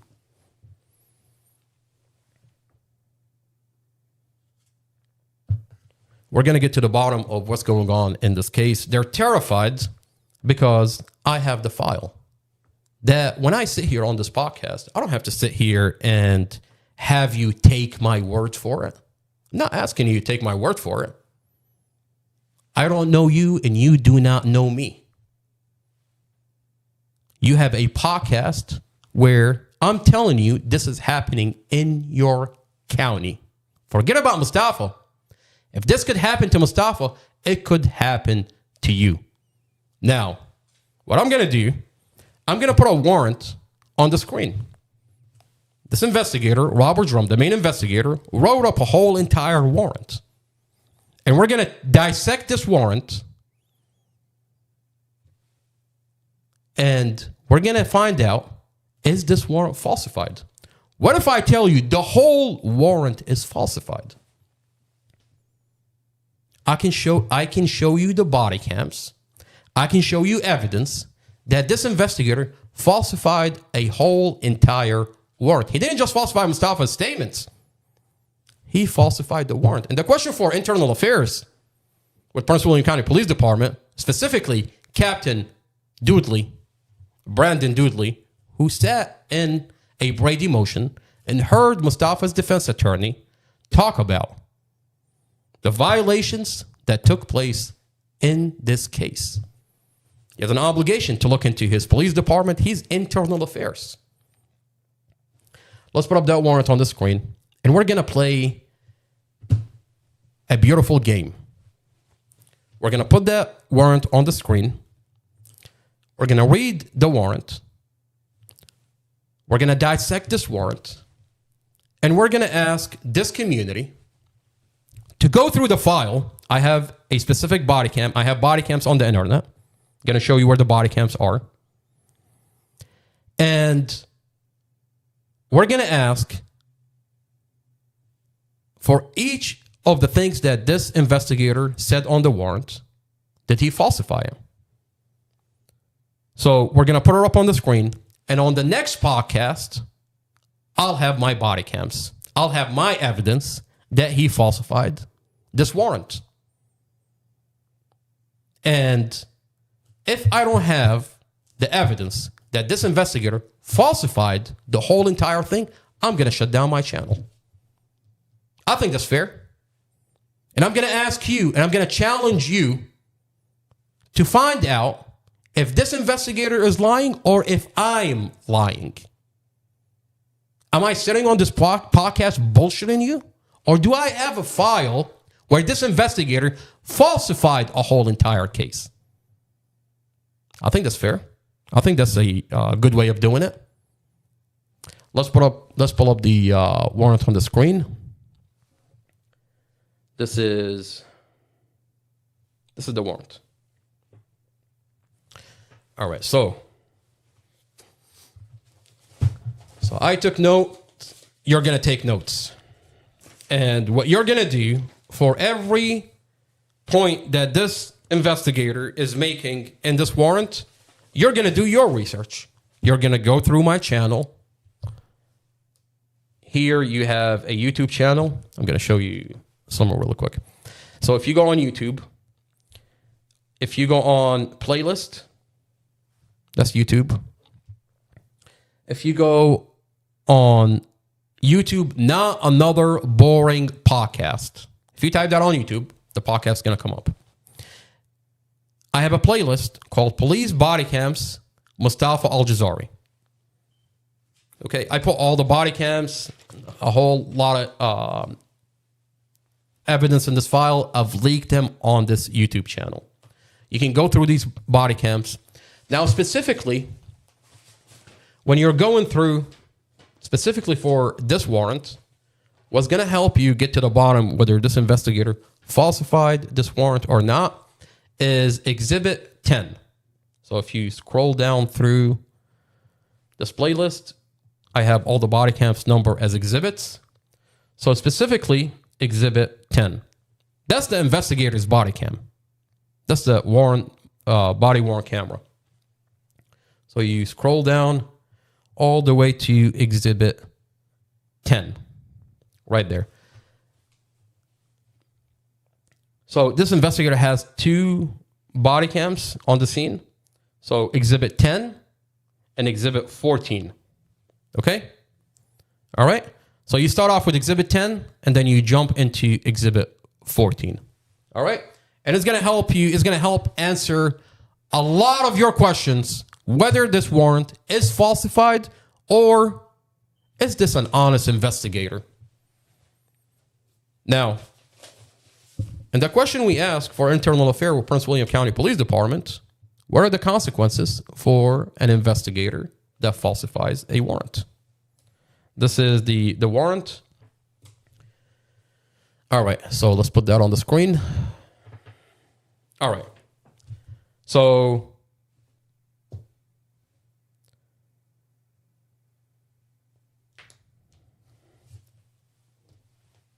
so number 4, this investigator says, on April 5th, 2023, I responded to the area of Dumfries Road and Fortuna Center Plaza for a crash. Okay? That's what he says, right? Once on the scene, the driver of the black 4-door sedan was being removed from the driver's seat. So the first thing you want to do, you want to find out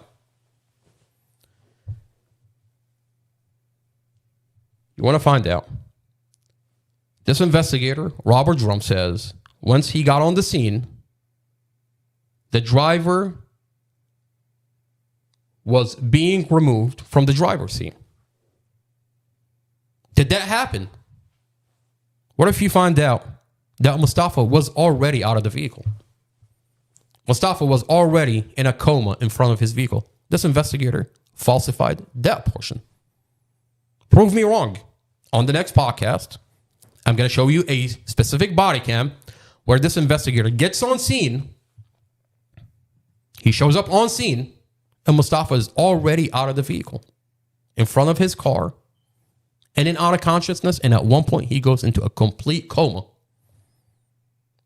So this investigator lied about number 1. Let's move on to number 2.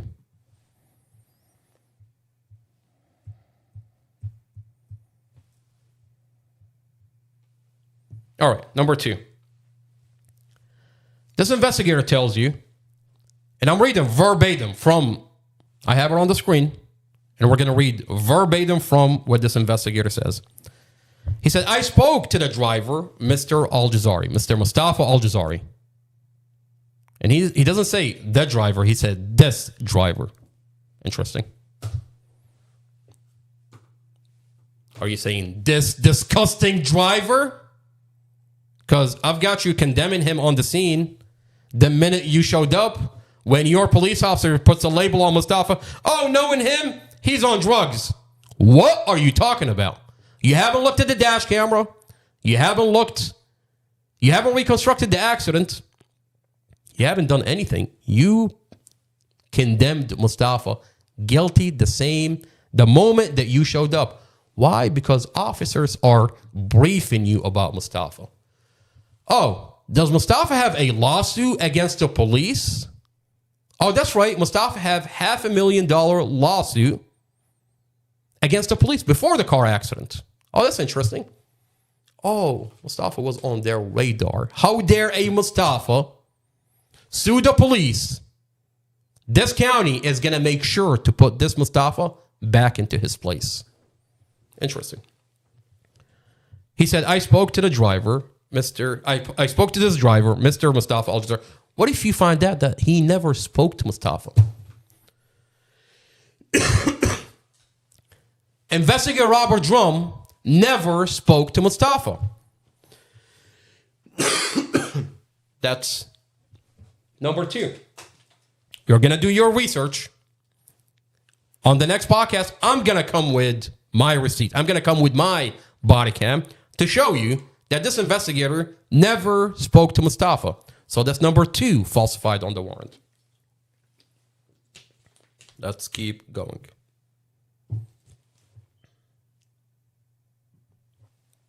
All right.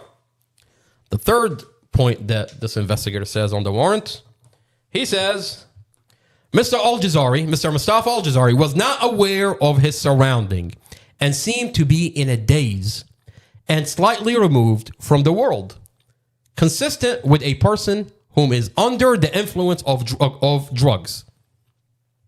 Okay? I mean, if I was reading this warrant and reading a police officer tell me that Mustafa is on drugs, he's saying that Mustafa is on drugs. Wait a minute. Why do I have a body cam where an off-duty paramedic is seen telling this investigator that Mustafa believed that he's in 2021, Obama is the president, he is dealing with a concussion. Mustafa just came out of a major vehicle accident. Mustafa lost his family in a car accident. Mustafa went into a complete coma. He was helicoptered to the hospital. But you're putting in a warrant that Mustafa seemed to be in a daze and slightly removed from the world. Oh, it can't be a concussion. It has to be drugs, because you've got another officer, I've got another body cam, where as soon as this investigator shows up, he puts a label on Mustafa telling the main investigator he's on drugs. Mustafa's toxicology report show no alcohol and no drugs.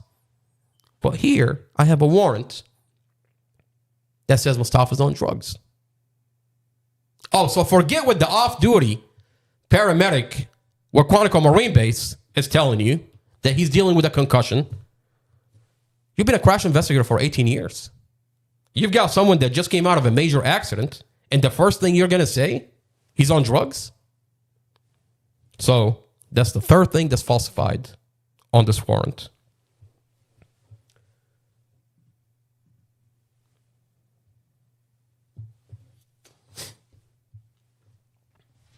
During the investigation, it was learned the vehicle he was driving was traveling west on Dumfries Road when an unknown reason it crossed sideways into eastbound traffic, having the right side collided with another vehicle. Wait a minute. Did we not hear a witness that was telling you Mustafa made it all the way to the fourth lane and the SUV turned into Mustafa? Wait a minute. Did we not hear you, Robert Drum, tell us that the only way this accident could happen is if Mustafa cleared all the vehicle, makes it to the fourth lane, and the SUV turned into Mustafa? Wait a minute. Don't we have a dash camera that Mustafa cleared all the vehicles?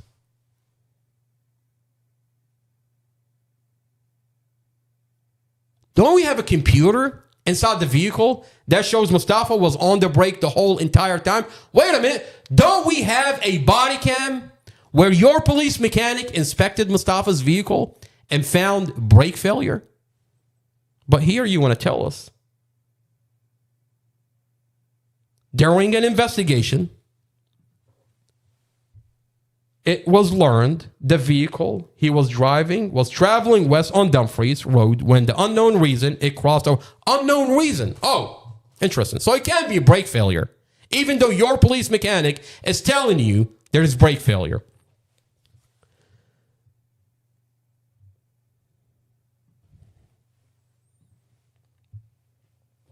All right, let's go to point 5. Both passenger and his vehicle had serious injuries.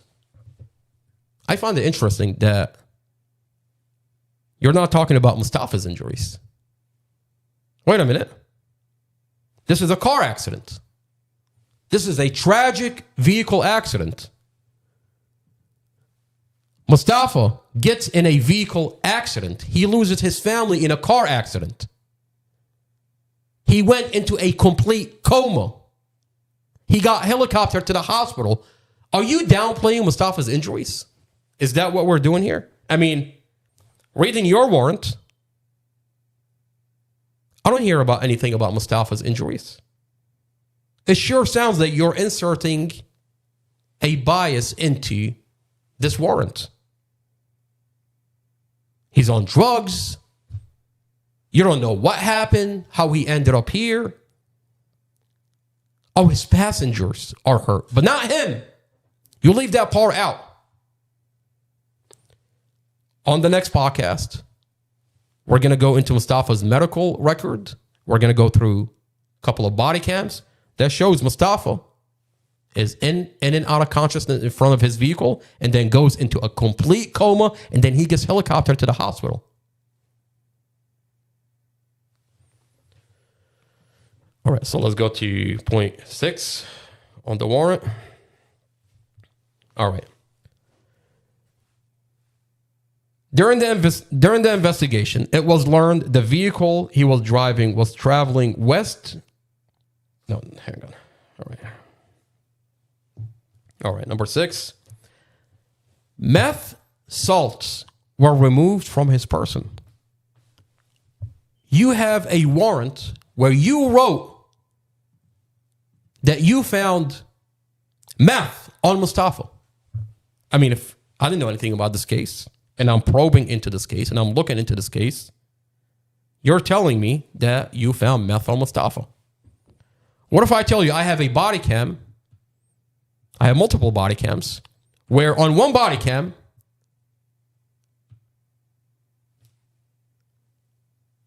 they find Adderall on Mustafa. It's a prescription. Adderall prescription. Mustafa is on Adderall since he was in high school.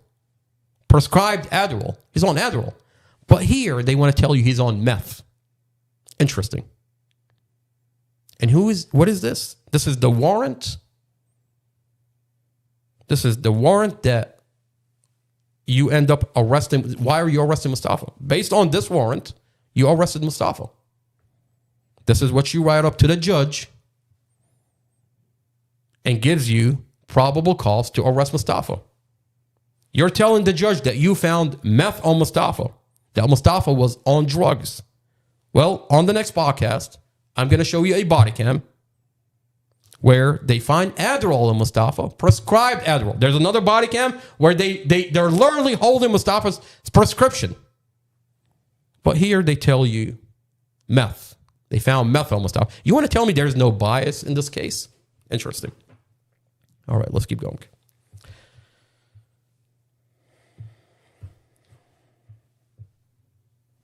Here they tell you, along with possible marijuana in the vehicle.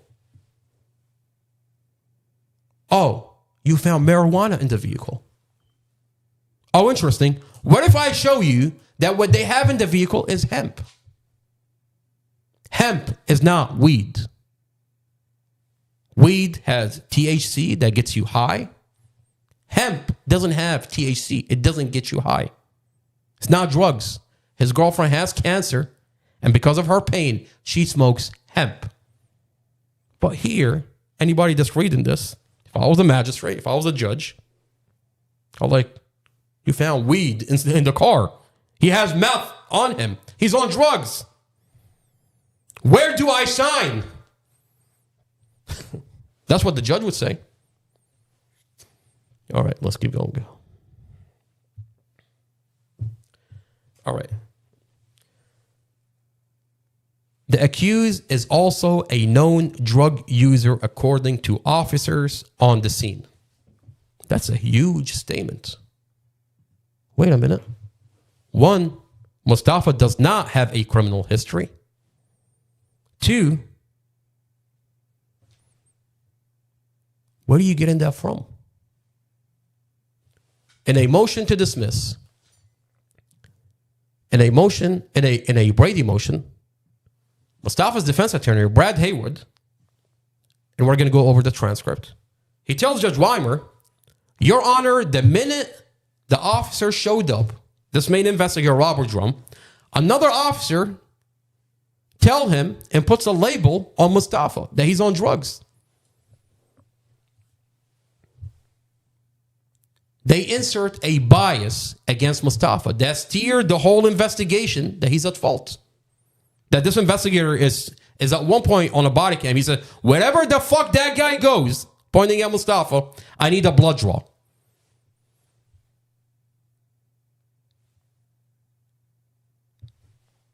So you're just putting a label on Mustafa? Interesting. And then you do a toxicology. You find no alcohol and no drugs.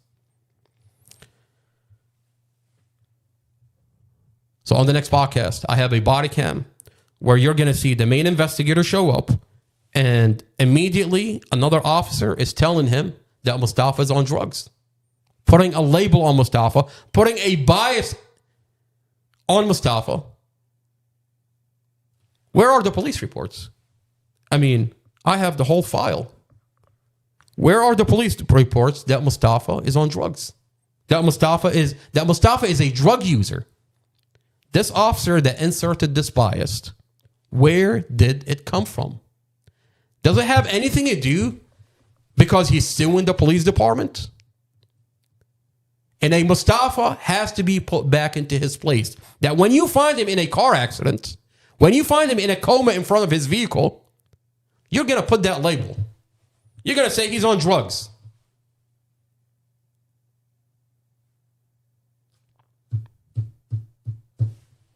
You know, I find it interesting that prosecutor Sarah Sammy, when she's asked in a Brady motion, why does her officer, immediately as he showed up on the scene, says and puts that label on Mustafa? Mustafa doesn't have a criminal history. Mustafa is not on drugs. Why is this officer putting that label on him? So we have a body cam where he shows up and he puts that label on Mustafa. Sarah Sammy says, oh, Your Honor, because he made contact with the vehicle and he found drugs in it. No. I have the body cams where they didn't go through the vehicle until at night. And the stuff that they pulled out of the vehicle is hemp. They didn't go. The point that I'm trying to make here is they didn't go through the vehicle until nighttime. That's what the body cams show. This investigator immediately, as soon as the main investigator gets on scene, he tells him and puts that label on Mustafa. So where is that coming from? So that's what the defense attorney, Brad Haywood, is telling her. She turns around and she says, Your Honor, maybe Casey Fines knows Mustafa from the Stafford incident. Lady, are you now saying what I've been saying for 2.5 years? That because of his lawsuit, you have officers that are targeting him? Are you that incompetent? I mean, this is on the record. You're telling the judge it's because of the 2018 is Mustafa suing the police. There's a huge lawsuit that Mustafa filed against the police. $500,000, just a settlement that they were going to go over.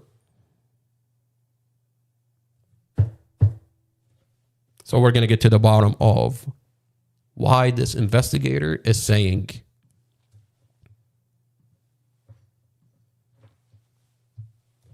the accused is also a known drug user, according to officers on the scene. Interesting. I love how they can just put a label on you. And when they're asked, they're terrified to come up with the communication. Where is the communication? Where is the police report? The prosecutor tells the judge, it's dangerous to release my communication. Why? Because you have officers that are falsifying this case, that are inserting a bias, because there's a lawsuit. This Mustafa has to be put back into his place in this county.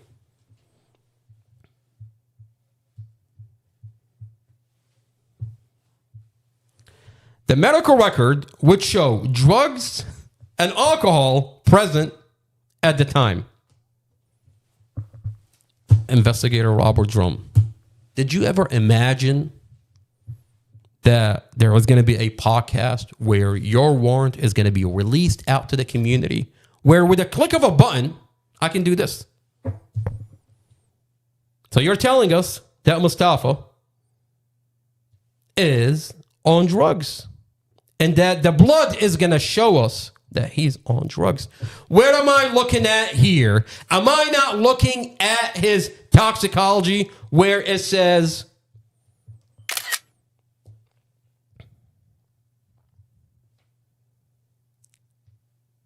blood alcohol non-detected?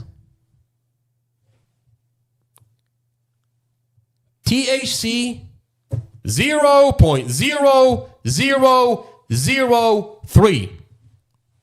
No THC in his system. Let's go back to what you're telling us on the warrant.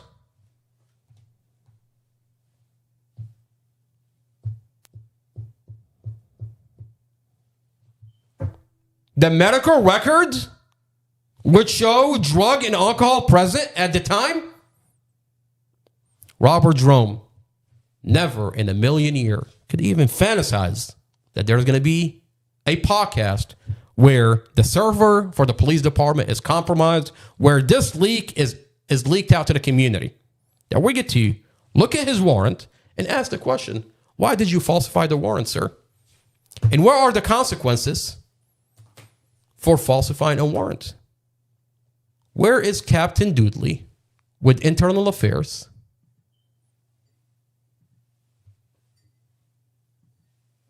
From an officer that is falsifying a warrant. Every single point that we just read is falsified. A complete warrant is falsified. Let's keep going.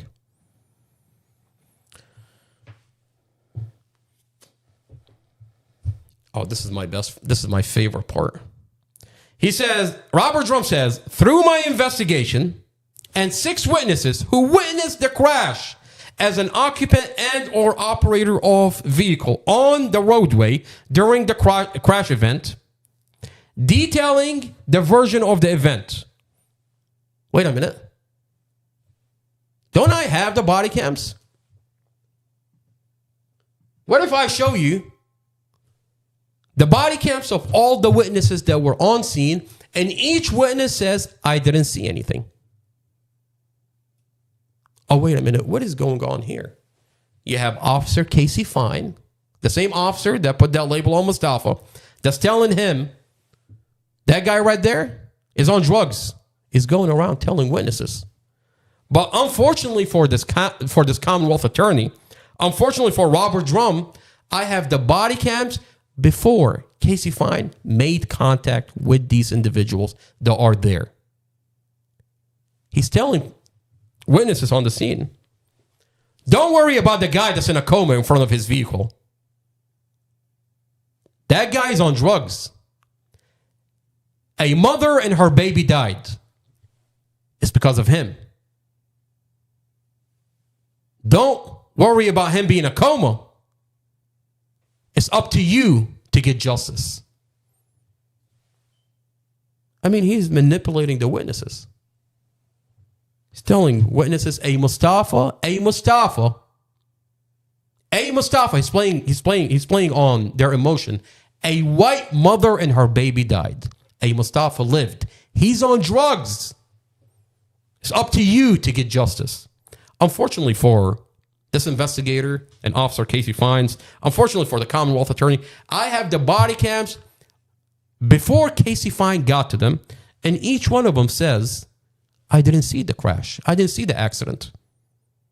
So when later they're manipulating the witnesses, I have the original body cams and what they said. That's why these body cams are sealed, because they wanted to bring in individuals, have them coached and lie on the stand and play on their emotions and tell them, it's up to you to get justice. Can you lie to us about Mustafa? We're going to put you on the stand in front of the jury and we're just going to get Mustafa off the street. Unfortunately for them, I have the body cams, and we're on the next podcast. We're going to play witness by witness. And they all said we didn't see anything. Now, I have 2 other body cams where 2 individuals, one of them says, and we watched that body cam earlier, he said Mustafa made it all the way far right to the 4th lane, cleared the SUV, and the SUV turned into Mustafa, into the 4th lane. Mustafa cleared the SUV. Why is that not in the warrant, Investigator Robert Drum? That's interesting. Why are you not? I mean, if I was reading this warrant, I wouldn't know about that witness that's saying that Mustafa cleared all the vehicles, did everything he can, and avoided all the vehicles, made it to the fourth lane, that the SUV turned into Mustafa. Why is that not in your warrant? Instead, you say 6 witnesses detailed his version, the investigator's, Robert Drum's version of the event. Interesting. I have another witness number 2, who says, I heard Mustafa skid marks. I heard Mustafa slam on the brake. Why is that now? Why is that witness not in this warrant? We're going to go over each of those body cams on the next podcast. And I ask you to do your own research. Go through the body cams and prove me wrong. And if this warrant is not completely falsified, I'm going to shut down this channel. If I don't have the material that's going to show you that this investigator falsified the warrant, he didn't just falsify Mustafa's statements. He falsified the warrant that he used to arrest Mustafa. Mustafa's been held in a county jail for 2.5 years because of this warrant. This is the probable cause that he convinced a judge to arrest Mustafa.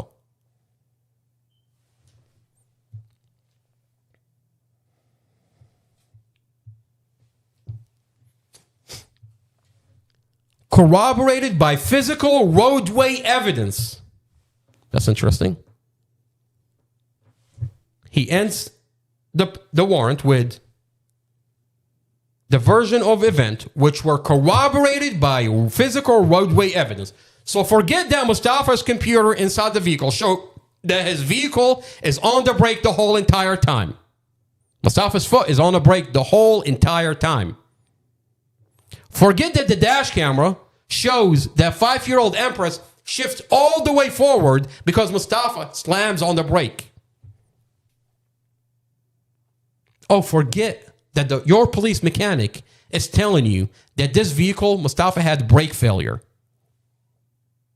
Oh, forget what you said on the scene, that Mustafa cleared. The only way this accident would happen is if Mustafa clears the fourth lane, and the SUV turned into him. That's what you said on the body cam. Or forget the other witness that says, I heard Mustafa slam on the brake. Forget the other witness that says Mustafa cleared all the vehicle, made it all the way far right to the fourth lane, and the SUV turned into Mustafa. But here you want to tell us, corroborated by physical roadway evidence. Forget the dash camera that shows he cleared every vehicle. We're going to have a very interesting podcast going over the body cams, going over the document. And I ask you to do your own research and tag this channel in what you find. I released all the body cams, the documents, so you can easily go through the 11 points that we made on this warrant, and you can easily find the material that this investigator falsified the whole warrant. What's really disturbing about this whole entire thing is here in the warrant, where is the judge's signature? Don't you need a judge or a magistrate to sign off on the goddamn warrant? Where's the signature? I mean, where is the goddamn signature? It's not there. I mean, essentially, you have a piece of paper that's in Mustafa's file.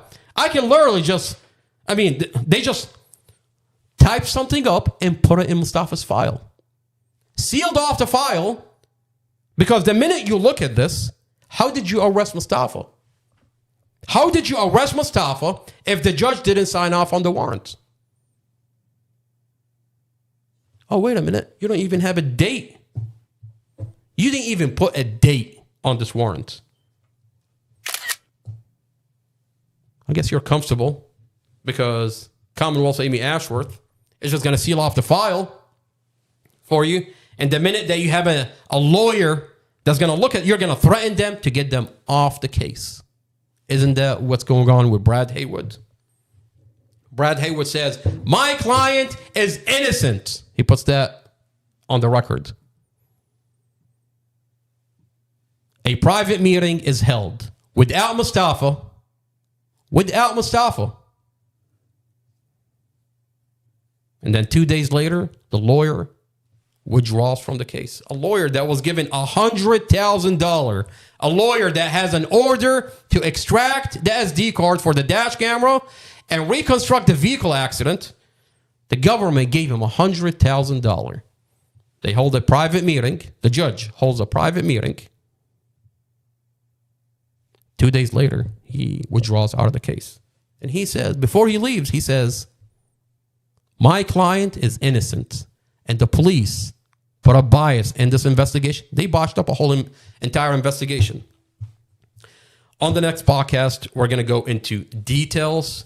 We're going to bring body cams and documents that will show that this investigator falsified a whole entire warrant. And the question we have, again, we asked this question for Internal Affairs for Prince William County Police Department. Specifically, Captain Brandon Doodley, who was in the courtroom during a Brady motion when evidence come forward, when Mustafa defense attorney put evidence forward that this whole case is falsified. Captain Doodley with Internal Affairs has an obligation to investigate his police officers and get to the bottom of what they're doing in this case. And it's unfortunately for him or other officers that are involved in falsifying this case, the community is tuning in. And in real time, we have access into the police department server, evidence.com, and we're leaking out body cams and document from a sealed case. And because of what we're doing, the federal government is now unsealing the transcript in court. This is a sealed case at the end of the day. If you put on a FOIA, your FOIA is going to be denied.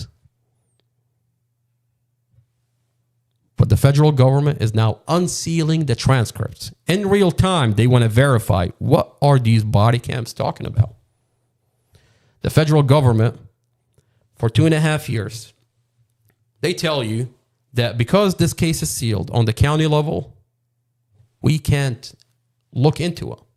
Amy Ashworth, the Commonwealth, sealed it. Well, body cams are all over the internet. The whole file is all over the internet. The federal government is slowly unsealing. Now their transcripts are unsealed. We get to hear what is going on inside the courtroom. And it makes it a very interesting podcast because when I tell you the prosecutor, Sarah Sammy, said such and such, the judge said such and such, you don't have to rely and take my word for it. No, I have the transcripts. And it makes it a very interesting podcast. It makes it a very disturbing podcast because we can get to the same way we're doing the same thing that we're doing for this warrant, that I don't have to sit here and tell you, oh, this and that is false. No, I can show you the warrant. I can show you the body cams. I can show you the document that this whole entire warrant is falsified. Before we end the podcast, I want to talk about our beautiful Lieutenant Governor Sears, who is nowhere to be found. Lieutenant Governor Sears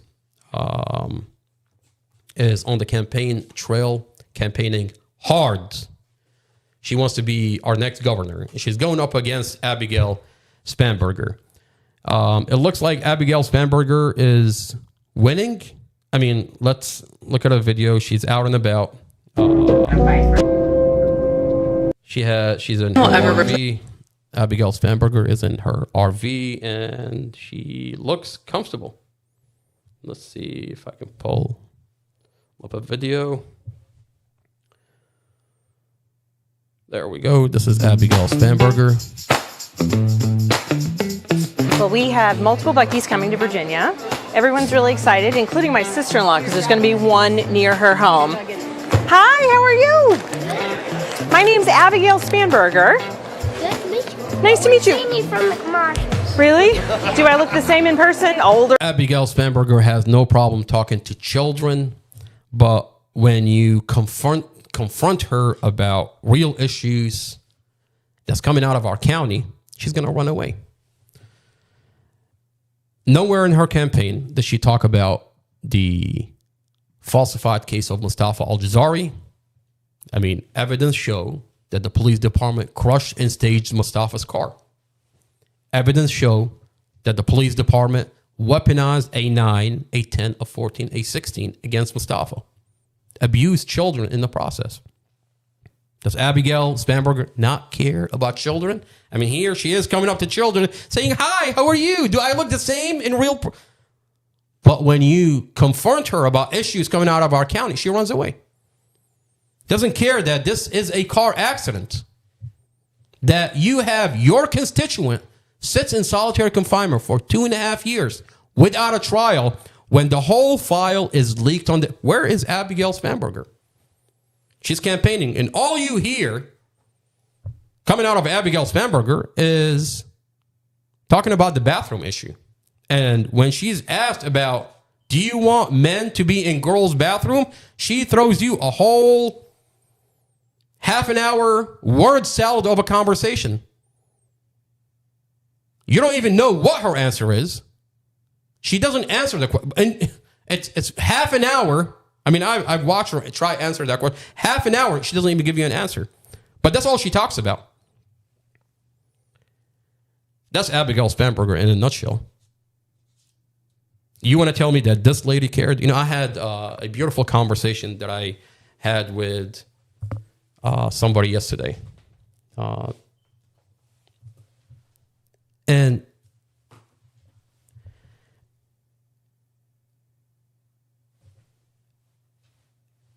I'm sitting there telling her about the podcast. I'm telling this person about what's going on with Mustafa, what's going on with the file I have for Tatiana David, who was murdered by the police, a cover-up by Virginia State Police and Prince William County. And she asked me a very specific question. She said, have you reached out to Abigail Spanberger? You know, I'll tell you something that's really interesting. Before you vote for Abigail Spanberger, ask her about Mustafa Aljazairi. Ask her about Tatiana David. I mean, she's telling you that I care about this community. Vote me in as your next governor. Well, before you give her your vote, ask her about what's going on in your backyard in those two files. And watch her run away from you. So Abigail Spanberger is running around with her RV. Well, This is her RV. Beautiful RV. Let's check on Governor Sears and see what is going on with Governor Lieutenant Sears.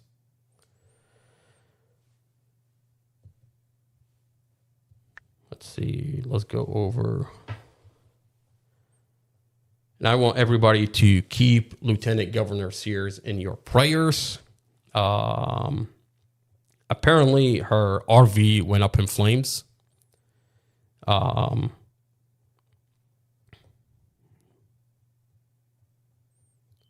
think she knows that she's losing, and she lit up her RV on fire. Let me see if I can go to it. There we go. You can't make this shit up even if you want to. There we go. That's Lieutenant Governor Sears' RV. She's on a campaign trail. And this lady is so desperate that she lit her own RV on fire.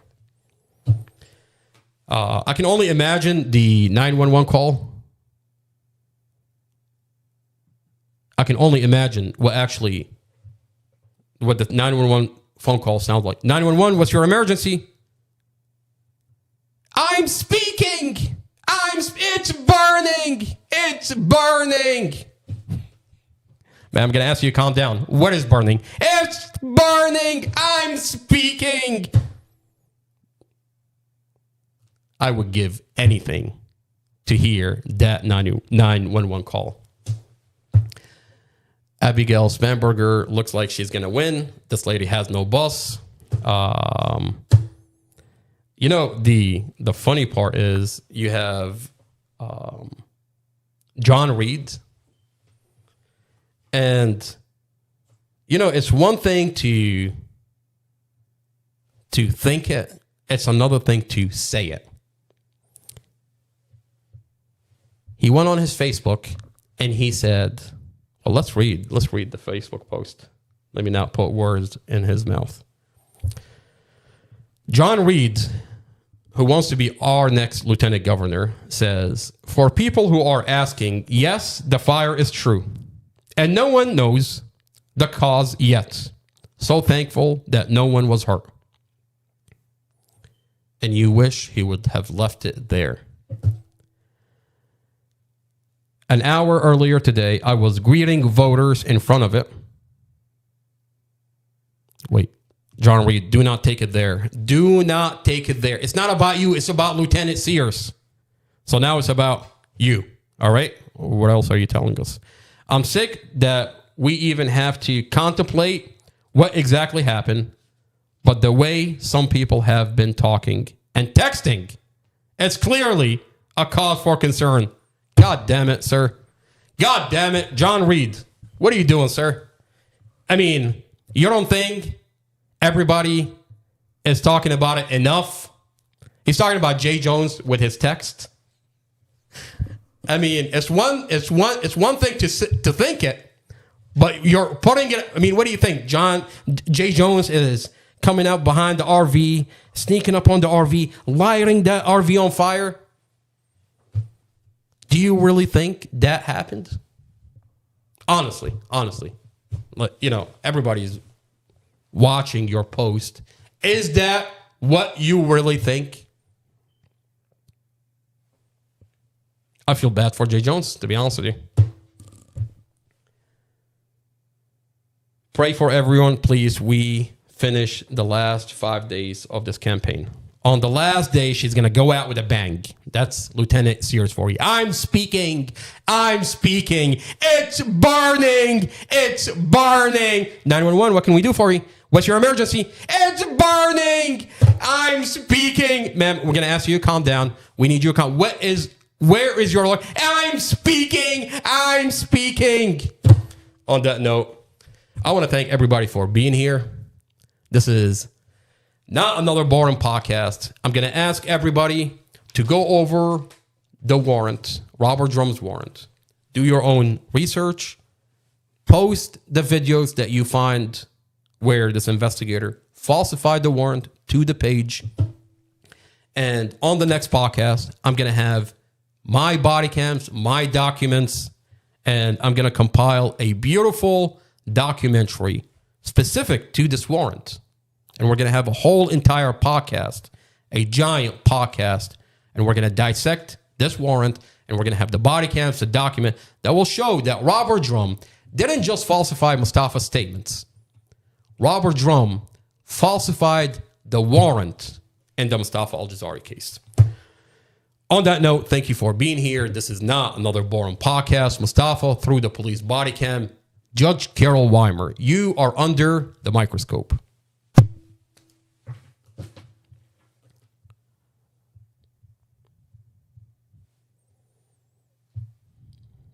If any of that is posted anywhere on the internet, we're going to have problems. Whatever copies have been made of that, those need to be destroyed. Okay. If they get disclosed, that is going to put me in a situation where I will have to withdraw from the case. Okay. If you disclose that information in any way, all of it needs to be destroyed now. But if you disclose it in any way, it's going to put me in a position where I will have to withdraw from the case. If you all choose to go on the internet and try to publicize this stuff, that's going to create real problems. Okay. You can't do it, is what I'm telling you. You cannot do it. I will have to move to withdraw from the case.